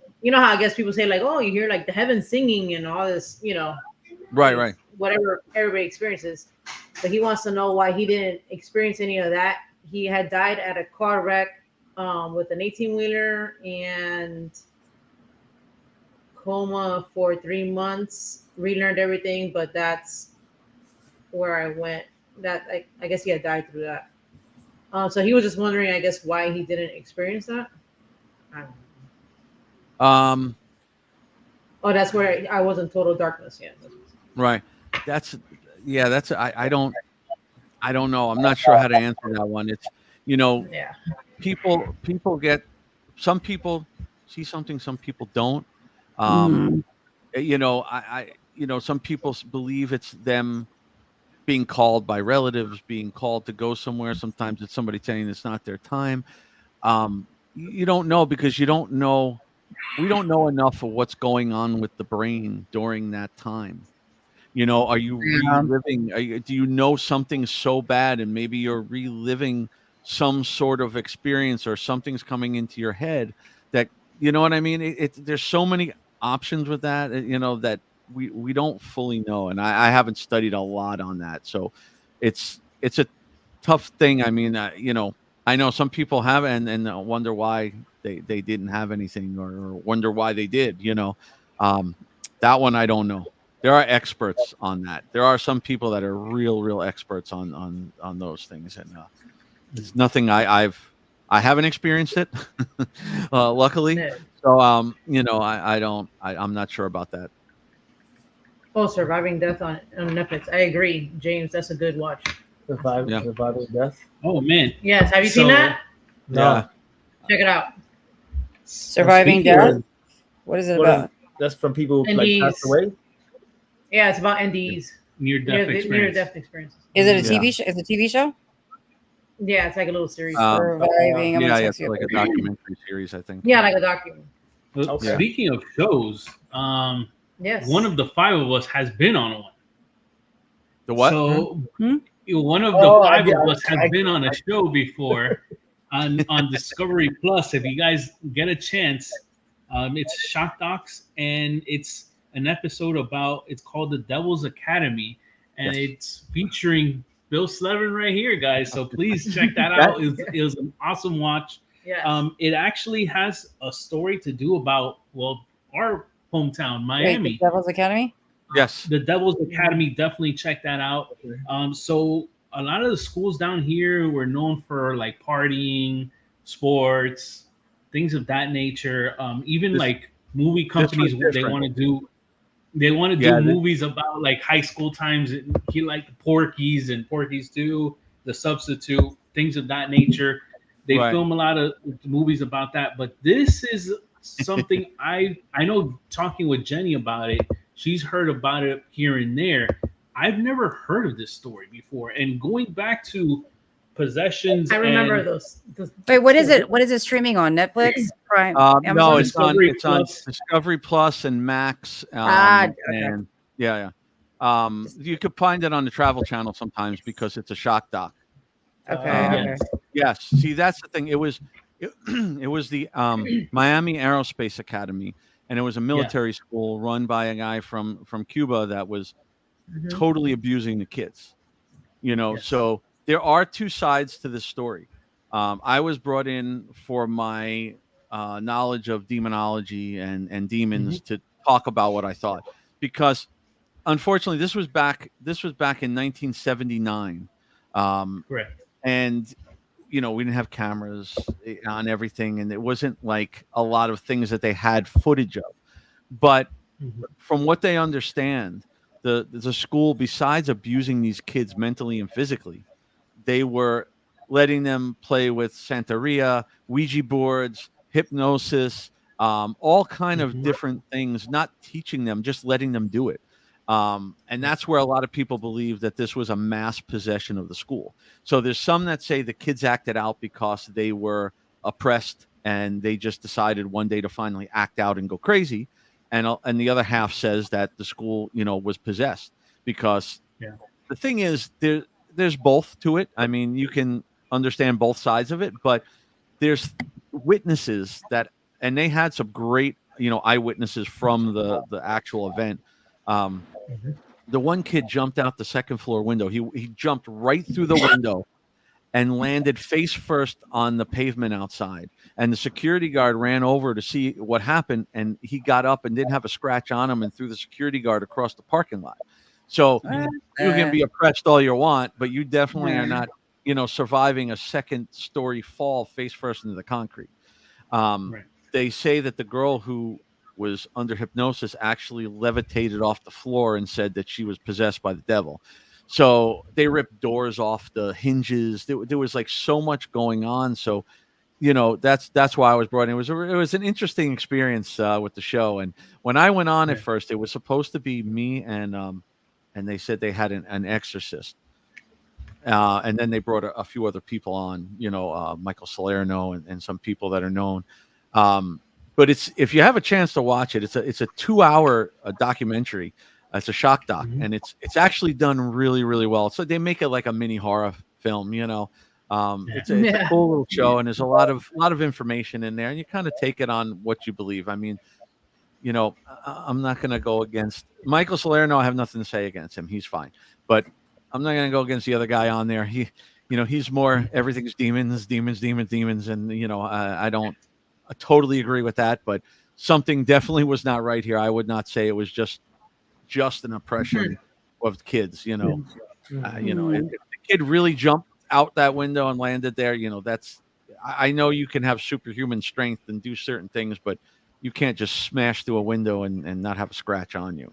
Right. No. Second story. Not a scratch, not blood, not a broken Yeah. bone, nothing happens. Yeah, exactly. You can't say it's adrenaline or anything like that because you're not surviving that, or Right. even not any sense of the word harm. Nothing happened to this kid. Jesse said that damn Cuban coffee got you possessed. It was that espresso. Yeah. I was not alive in 1979, guys, to make these people coffee. I'm sorry. It wasn't. It was 5 years. Yeah, I don't know about It's it. a little from back Havana then. too. So I was 9. I don't know about it from back then, but I had heard about it before this. I had heard about it before this. It was also around the time of the Satanic Panic and everything. So, everybody was Right. going crazy, and it was a big thing. But then I think after that, they covered it up. They wanted to just, not that they covered it, they wanted to quiet it. There are a lot of students that were there that I believe started a whole Facebook group against this whole show, because they were there. I don't know if they were involved in the actual thing, but they were there and they don't believe it happened and things like that. But, unfortunately we don't have footage of it, but we do have eyewitness. I think some of the people they had on there was like, I think it was the fire chief and the police chief from the time that it went on. And they were there, that they were the first responders. So, I mean, I don't know, what do they have to gain from it? Manipulate that, and there was 2 students that were in class when that happened. Right. So it's kind of hard to fabricate that. I mean, who knows if to the extent that the show said is what happened, but something definitely happened there. There's no denying that, and there's no denying that the cadets were being abused by the staff and the gentleman that was running the location, because before this story came out, he was already in trouble with the news. The news was on to them before that happened. Right. And you think I have nerves getting up in front of the groups, at the libraries and the conventions. You should have seen me at that thing. That was a different experience. I had been on Ghost Asylum before that, but this was a different experience. I sat down and they had like 3 different cameras and 2 different microphones, and one pinned on me, one above me. They had 3 people there asking questions. It was an interesting experience. I remember leaving there going, "Oh my God, what did I say?" what did I say? You forget what you even said. I was all the way home. I was telling my wife, "Oh my God, I'm gonna have to hide after this." Yeah. It threw me off the way they did it. It was a little different, and I actually had given up on that show because I filmed that, I think 3 years prior to it going out. I kept telling people, "Hey, I'm going to be on a show on Discovery," and then it just never happened, and they never told me it was even airing. I kept calling, nobody told me anything, and then all of a sudden, it was Father Ken from the Warrens. He sent a picture through our chat of me on the TV, and I'm going, "What the hell is that?" Because I didn't even know the name was the Devil's Academy at the time. They didn't have the name for the show and everything, and so I had no idea it was even airing when it aired. That sucks. Oh. But it was fun. It was a fun experience. Should have told you. Yeah, I know. What? Yeah. You'd have got a notification or something. Hey, you're gonna be on TV. Yeah, I was told. I was told that anybody who's part of the shows are put onto a list and they're notified once the show is finalized and when it's going to air. No. maybe you missed that. Maybe you missed that text message. Yeah, it was funny because every time I would talk or in my bios and stuff, I would say, I filmed for a show that's supposed to be a shock doc, coming out this year. Mm-hmm. Okay, coming out next year. Coming out sometime. I kept changing it. And then I just kind of gave up. Yeah. Yeah. Did you ask about the thing about the residentials about tips or something, or the thing? No, I never did get to ask that. So in case, Bill, like anybody in the our audience is interested in doing residentials with their team, what advice would you give to them? 2 things. If you're gonna start residentials, I say find somebody who's had experience doing residentials first, Either work with them or bring them in with you. Also, you have to have the mindset of there's nothing in here until you find out there is. Do not, if you talk to the client and the client says, "Hey, we saw things move. We've been hearing voices. There's knocks on the doors. There's not," assume they're imagining it. Really, go in with an open mind that, yeah, of course it can be, but go in with an open mind that it can be something else. Look for the natural causes first. Ask a lot of questions. Learn how to read people. Pay a lot of attention to what they're saying. You can find out a lot of things from the person as they're talking. Ask them multiple times the same question. See if they, not saying that they're trying to trick you, but sometimes maybe we found out from people like they're hearing all this stuff, they're doing this, and then we found out they just did a 14-hour marathon of ghost adventures. That will put it in your head. And every little sound is now enhanced, and you're manifesting all this into your house, the sounds and the noises, and now you're paranoid, and now you're freaked out, and everything is just going to be something. So I would say go in there assuming nothing first and look for those natural causes. I have found animals in people's walls. I mean, everything you can imagine. And don't go in like a circus show. Don't go in there with 4 cases of equipment. Don't do that. If you're going to go in a residential, use audio, video, and environmental.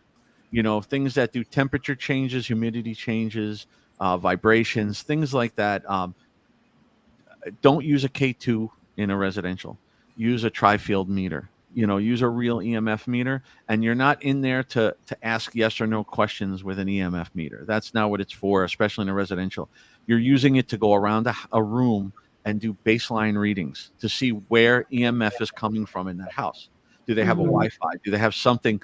They might have bad wiring in certain places that's pushing off so much EMF energy. And I had a case like this in New Jersey many, many years ago where the EMF energy was so strong because their wires were unshielded, and it was a very old house, and they were causing so many problems that it was causing them to hallucinate, be nauseous, because EMF can do that, and you can't smell it, you can't sense it.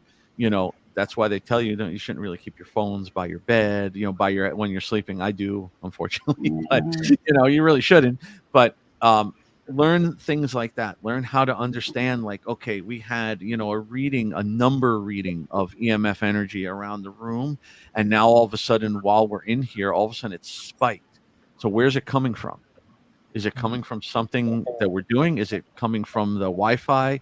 Is it coming from the air conditioner? There's so many things, that can set our equipment off. Like, people believe, okay, a REM pod is a REM pod. Nothing could set that off unless it touches it. Pick up a walkie-talkie and push the button. It sets. Oh yeah, that's a big one. Yeah. There's so many things like that. Look at that first.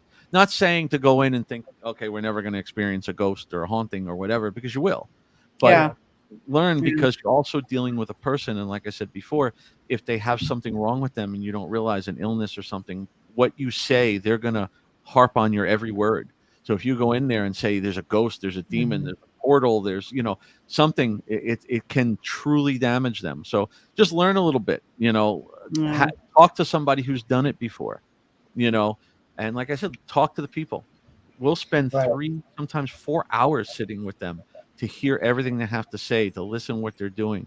Do a walkthrough through the house first before they tell you everything. Walk through your house. If you're sensitive, if you have somebody on your team that's sensitive, bring them. Walk through the house, see what you feel where, and then hear what they have to say. Things like that will help solidify. Because if you go and they say, well, in this room, oh my God, every night we feel something.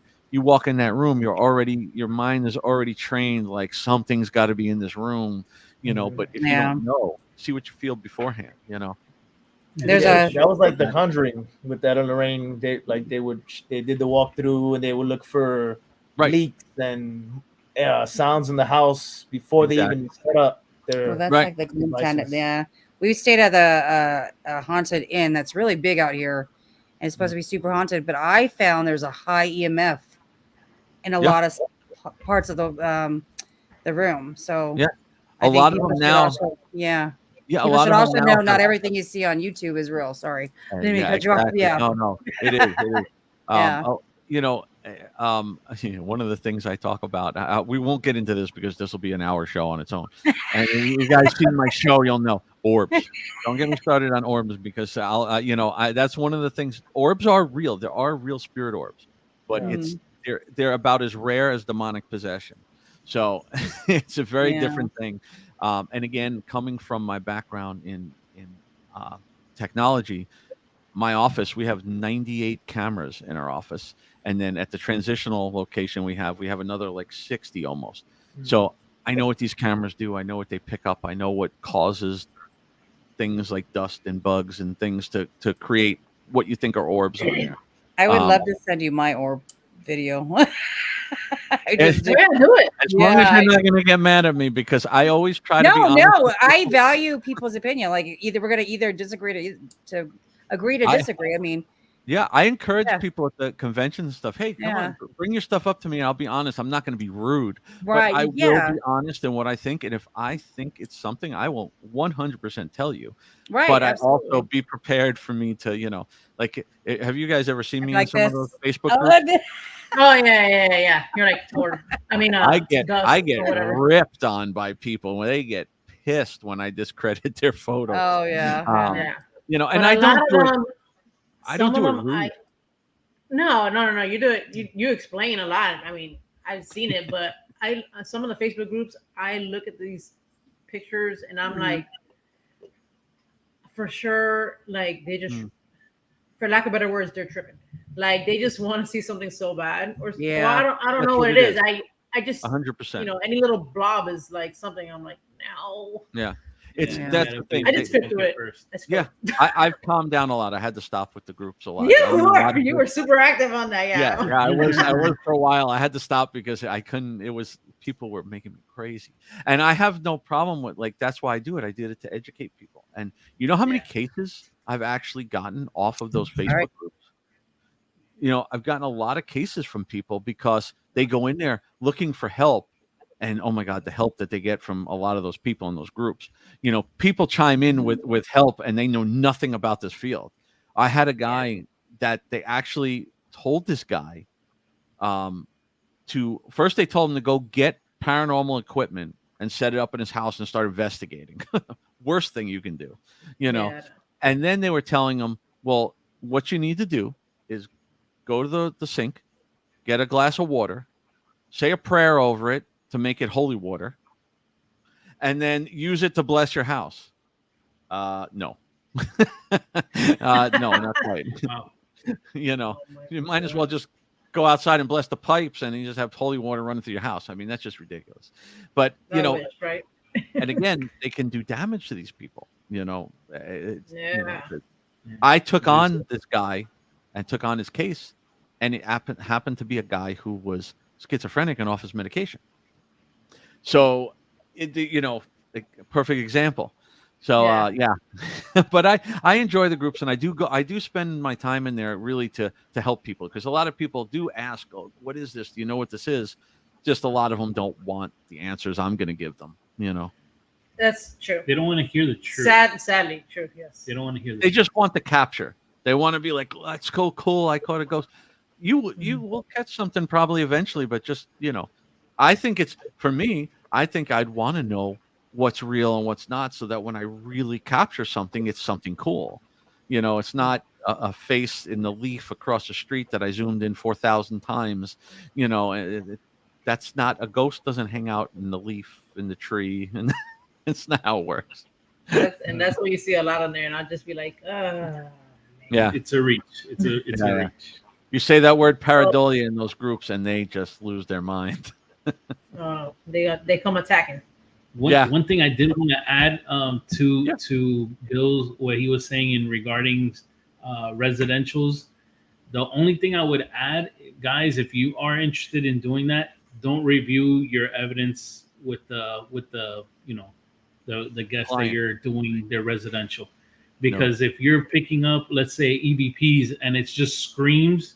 And they hear it, people out. they're gonna get freaked out. So it's just best to review all your evidence when you're away from there and Yep. you've had the chance to analyze what it is that you picked up, then you can discuss or go from there at 100%. that point.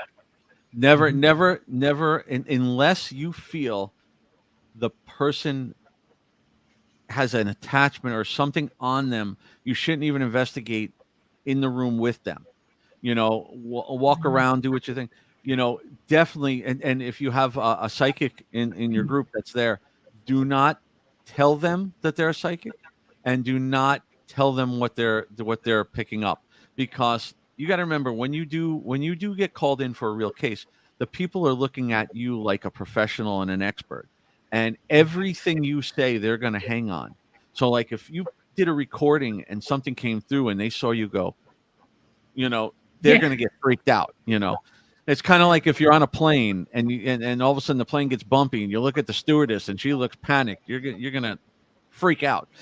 Yeah. It's the same type of thing. They're Yes. looking at you for professional advice, and don't do it in front of them. And I actually showed one of my teammates a while ago an example of that, because she wanted to, like, why wouldn't we bring out the stuff around them? I said, yeah, well, if you feel the need. I said, but we were in a house and we were in this little living room, and I could already tell that there really was nothing going on here, that I think it was a lot of their energy, that the husband and wife were constantly fighting, and they were putting off a ton of negative energy in this house. But they believed, that they thought something was in there, and there was a bathroom right behind us that they thought was the main thing where they always hear stuff. So I did it. I knew I could. They were young. I knew I could calm them down, but I did it more for my teammate to show her. I said, "Okay, watch." I took out a REM pod, which I don't always have with me at a residential unless it's for a reason, and I took it and I put it in the bathroom, and then we were sitting in the living room. All of a sudden, the REM pod went off, and the client, the female, she was freaked out, like, "Oh my god, what was that? What is that? What is that?" Like, and I had to explain to her. I said, "Calm down, calm down." I said, "Look," I said, "I put it on the sink against the wall." I asked the husband, because he was more logical at the time. I said, "What's on the other side of the wall?" He said, "That's the air conditioner, just kicked on." I said, "Watch." And I took it as it was going off and I put it on the floor and it stopped. So I turned it off. But I did it more to show my teammate what kind of reaction you'll get from the slightest little thing around them. So yeah, I fully agree with that. But reach, if you're not sure, ask for help. You contact me anytime through anything. Just contact me if you have a question, or whether it's part of the case or you have a question going into the case. Contact me anytime. I'll gladly answer anything and teach you anything you want. Yeah. Thank you so much We for that. appreciate that. Thank you. Yeah. Oh, like really quick, we're gonna wrap up now. Especially EVPs. I was gonna bring that up because you know how we're used to listening to EVPs, and like say on a DR60, a simple hello is like hello, and it sounds crazy, and we're like, oh, it just said like hello. Yeah. But to them, it sounds like, oh my god, like what is that screaming? And from public events, we're so used to their people's reactions, we're not used to listening to EVPs. Right.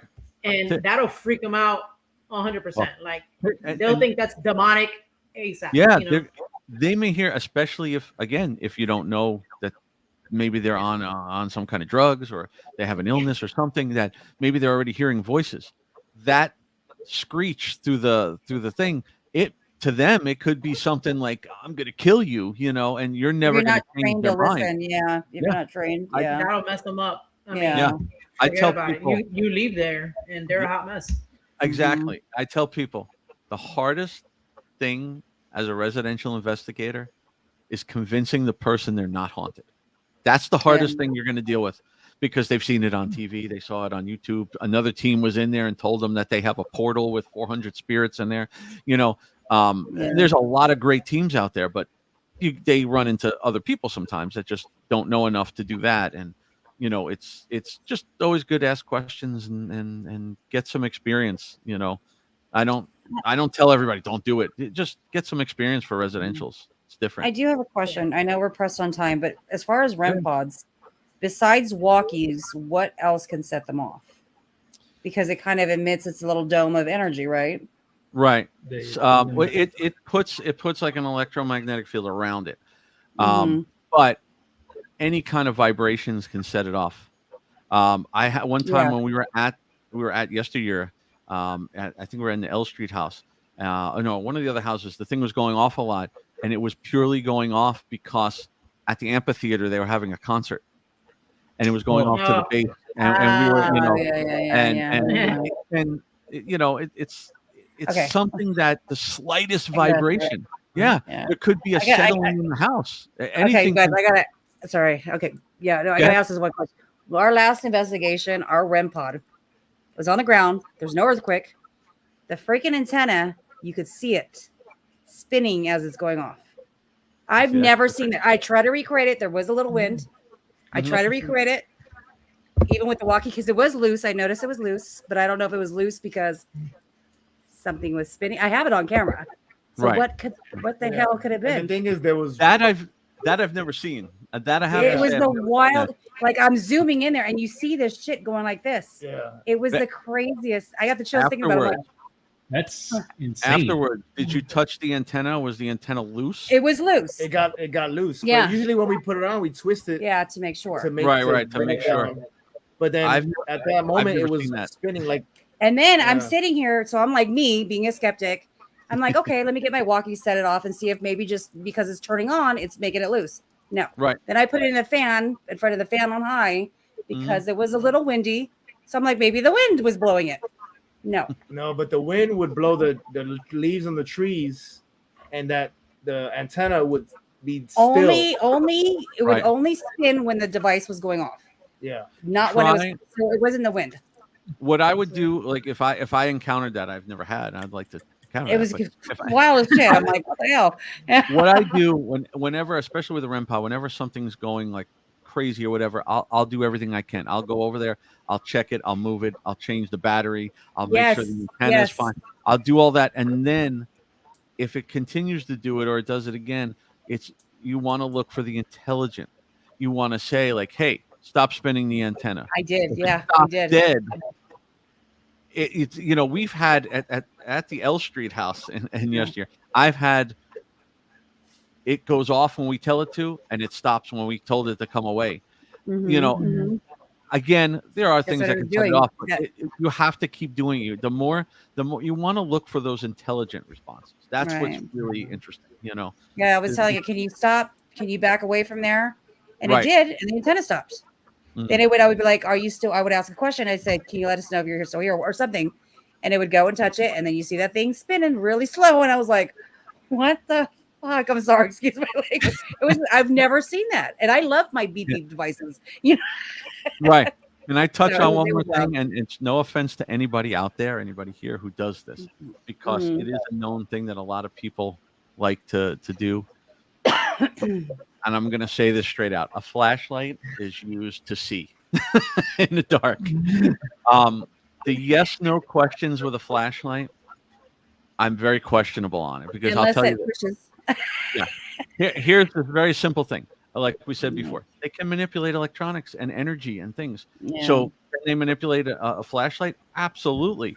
But if they want to, they can manipulate it without you taking it and unscrewing the top just to the point where the connection breaks. Because all you need is and I have this proven on a video, all you need is a 1 degree temperature change in the room, hot or cold, and the thing expands or contracts, and it touches for a second.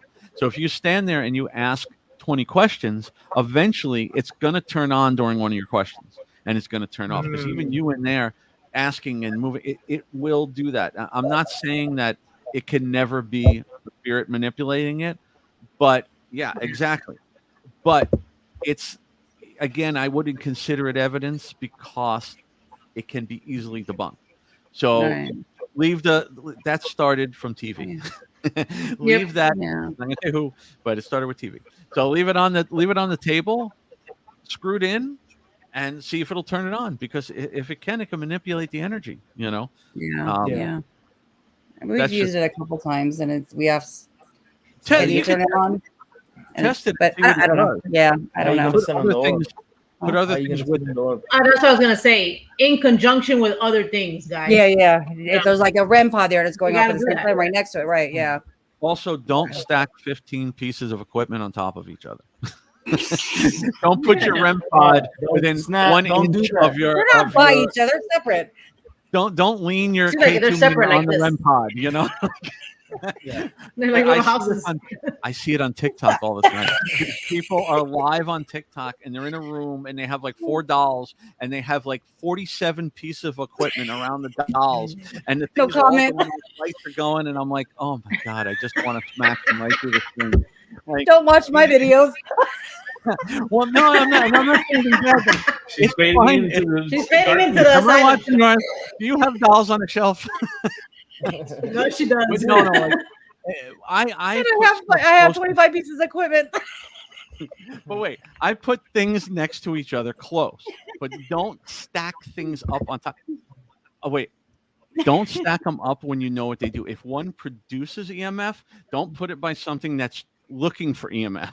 Oh, Things like that. yeah. You know what I yeah, mean? yeah. Like you Like, can yeah. put other things near each other. It Yeah, won't for set real. each other Yeah. off. But you know, don't Yeah. like. I've seen. I'm interested in knowing that. I've seen people Joey- lean stuff on the REM pod, literally lean it, and it doesn't Joe- stop. It's off. Joey really wants to see your Jen. Armando, I know we're getting late, but can I put on my orb thing? I already have it up. Yeah, Joey yeah. really wants his opinion. Yeah, on the yeah, orb. Is that okay? Sorry, you want me to do this? Not my orb. Bill, Ask quick the question. question. Yeah. I have a question from the chat. Do live streams set off REM pods? I don't think so. I have never tested it, but you have to remember this: if you're live streaming, you have your Wi-Fi on. Your phone is constantly looking for Wi-Fi and constantly pulling Wi-Fi, which can send out signals to actually set off devices. Will it set off a REM pod? I haven't tested that. I'll have to test that. It'll one. definitely I'm do the not- K2. The K2, So yeah. you know Yeah. that, you know. that's true. Absolutely. Even if even if you have it on airplane mode. Yeah. Okay, I'm gonna present the screen really quick because I know Go it's ahead, getting late. go ahead. Wait, okay. You guys Sure you keep want me to, talking you while I'm sure you want doing me to do this? it. No, Well, I already said Like, no, about but yes. on top of Wait, each maybe- other, and now you hate me. You're So already Wait, committed. maybe she'll stop putting orbs by me when I'm sitting down. shut up. Maybe. Okay, I don't know. I don't think I can make it bigger, Okay, hold but on. this is it. It's a short. Okay, ready? Oh no, it's good. okay, Can you guys see it? that's all Yeah. I have to see. Yep. All right. Let me. No. I wish Okay. I could. I No, wish but I you could don't show have you the the other full one? video. I'm Yeah, I gonna. can say you don't have the other. No. Oh, there you go. That, Yeah, this here. is a shorter video. That's. You're gonna hate this. That's.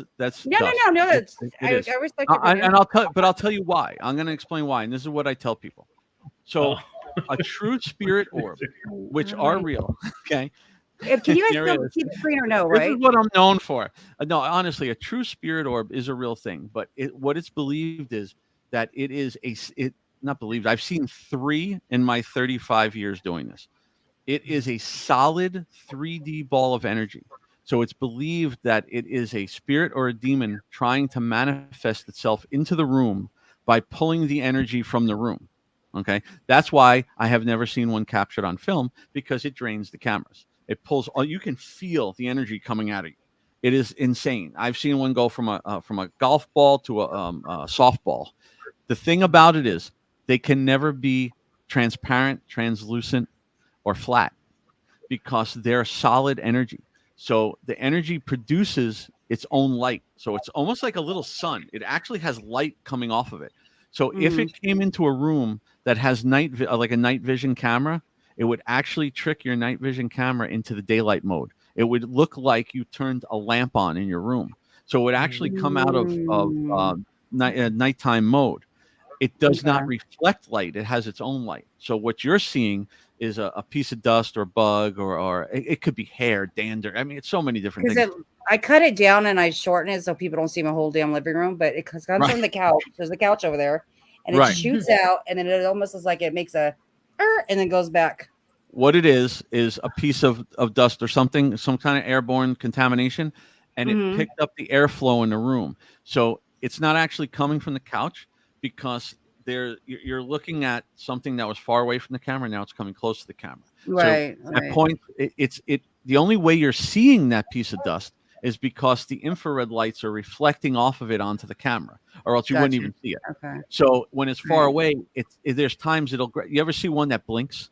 like this. Yep. Yes. It's because it's grabbing the infrared and then it's losing the infrared. And it's grabbing the reflection, it's losing the reflection. That's why people say it went right through the wall. No, it got to the wall and then it lost the reflection of the light out of the range of the lights, because the lights are on the little thing like this. So once it comes out of here, it doesn't have the light anymore, and it's there. It just disappears off the camera. So that's really the ways to tell about a real orb, you know. And again, you're right. I don't like your answer. I'm just kidding. I'm just kidding. We're not friends. No, I respect you. I feel so bad. You need to host like classes. The Man. reason- I would totally sign up.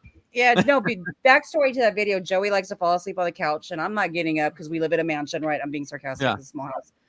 So I'll get on the camera and yell at him from the room. Yeah. And again, it goes back to what I said before. Could one of those be some kind of spirit that didn't have a lot of energy or something? I mean, it's always possible. I mean, nobody knows 100% of anything.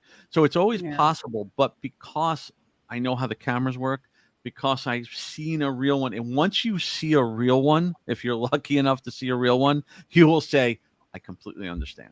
Because it's so different. It's so different, you know. And that, do you have any videos of any? Like you can compare? I don't know. No? I know people who've been doing this 40 and 50 years, and I don't know one person who's ever captured a true orb on film. Yeah. Maybe there's some people out there, I don't know, but I don't know anybody who's ever captured it, because the 3 times I saw one, the cameras died because it pulled all the energy from the cameras. Right. Everything. Yeah. 2 of them were on demonic cases and 1 was on a regular case. It pretty amazing. But yeah, that's why I say, and that's why I try to, you know, when I go in these groups, I'm so set on what I'm saying about them, is because, again, I work with cameras all day long too. I know how they work and how they're caused. I got 11 around my own house, you know. So yeah. Well, your ring sucks. Well, no, it didn't catch that orb. Now she doesn't have to. Oh, there's an orb. It's following you. Now she can leave Joy alone. I'm not even looking for anything, and then a ball of light just goes up. I mean, that, and now I'm gonna see your videos, and stuff is gonna be spaced out 14 feet apart. And now I'm just gonna unplug the freaking thing. Okay. You can have stuff near each other, just don't, you know, like what I'm talking about. If you saw this, some of these videos I saw, just crazy, you know. Oh shit. The one and only one that we've ever seen was actually at the Riddle House. Was it? Believe it or not. Yeah. That's the first thing. You'll see it with your eyes. In the kitchen.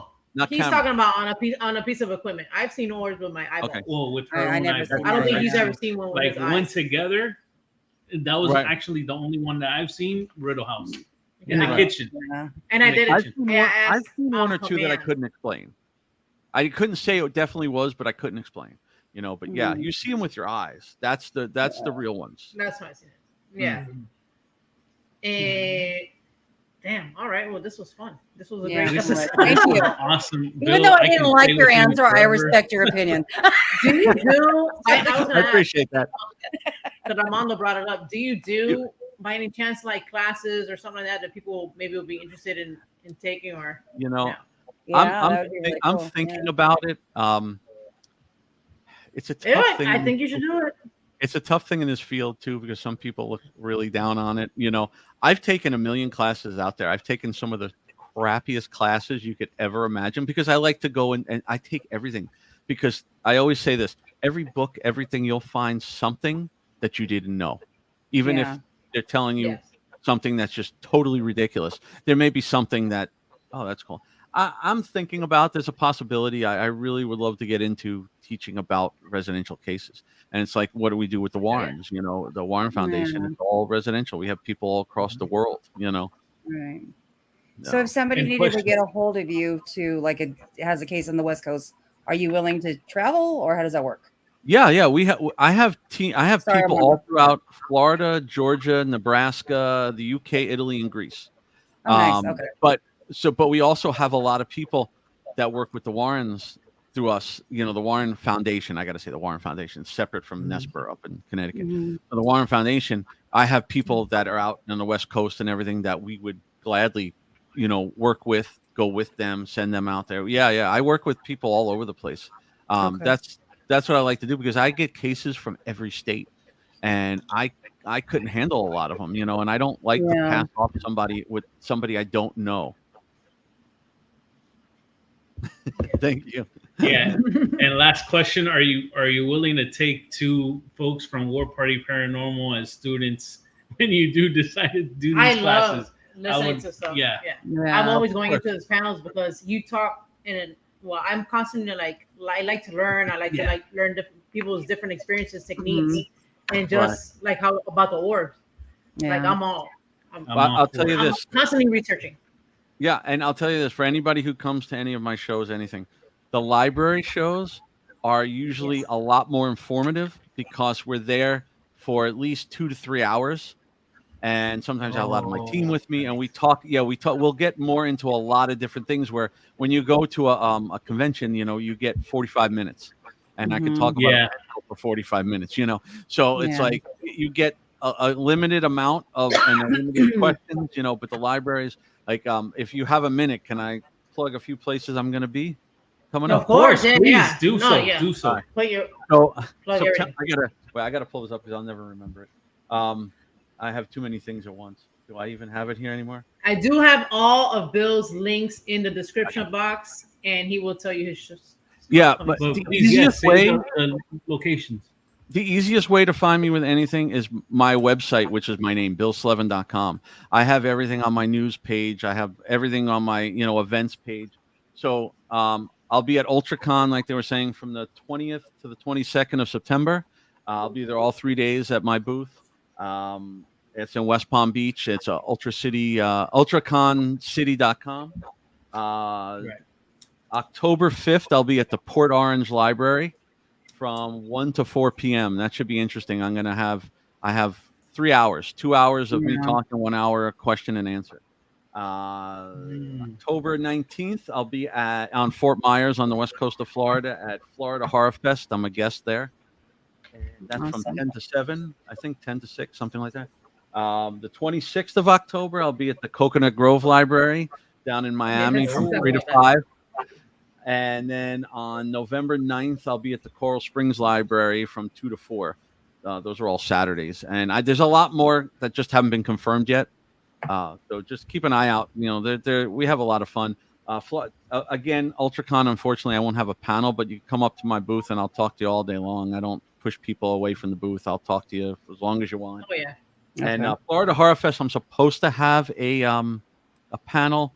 We got to see. Sometimes he has them, sometimes he doesn't. We'll see what it is. So that's all I have confirmed at the moment. That's it? That's it. This is a busy season. I thought he was busy. He's a very busy man. Very busy man. Yeah. We're gonna have to make the trip up north to go hang out with you one of these. Yeah, we do the Coral Springs one because I think we're gonna be out of town. For Coral Springs usually pulls in a lot of people. here. That's my town. Coral Springs and Coconut Creek, I usually, for some reason, we get 100, 150 people in the library, where the ones at Miami, they don't promote well. All the ones in Miami last year had anywhere from 2 to 5 people. and Miami gotta step it up. I don't know what's going on. And I didn't even hear about the one down We didn't here. know about the one down here. I did 3 in Miami last year. 4 in Miami last year. So you got to come. I'm gonna start promoting them. If you have it on your Facebook, I'll start pushing it out. We'll push it out. It's local to us. So yeah, I'm going to start promoting everything. I have UltraCon. It's already been promoted, but I have a lot more coming out. Okay. awesome. Yeah. Yes, thank you so much. Yes, thank you so much. Stay on. Stay on real quick. We're gonna take a picture after when I end the Absolutely. live. Again, all his links, information, website, team site, YouTube pages, everything is on the description box on both Joy and Joy's and ours. We share the live. And Dantex just posted his website on the chat. Thank you, Dantex. Thank you, As Dantex. always, you're amazing. Thank you. So Awesome, good job.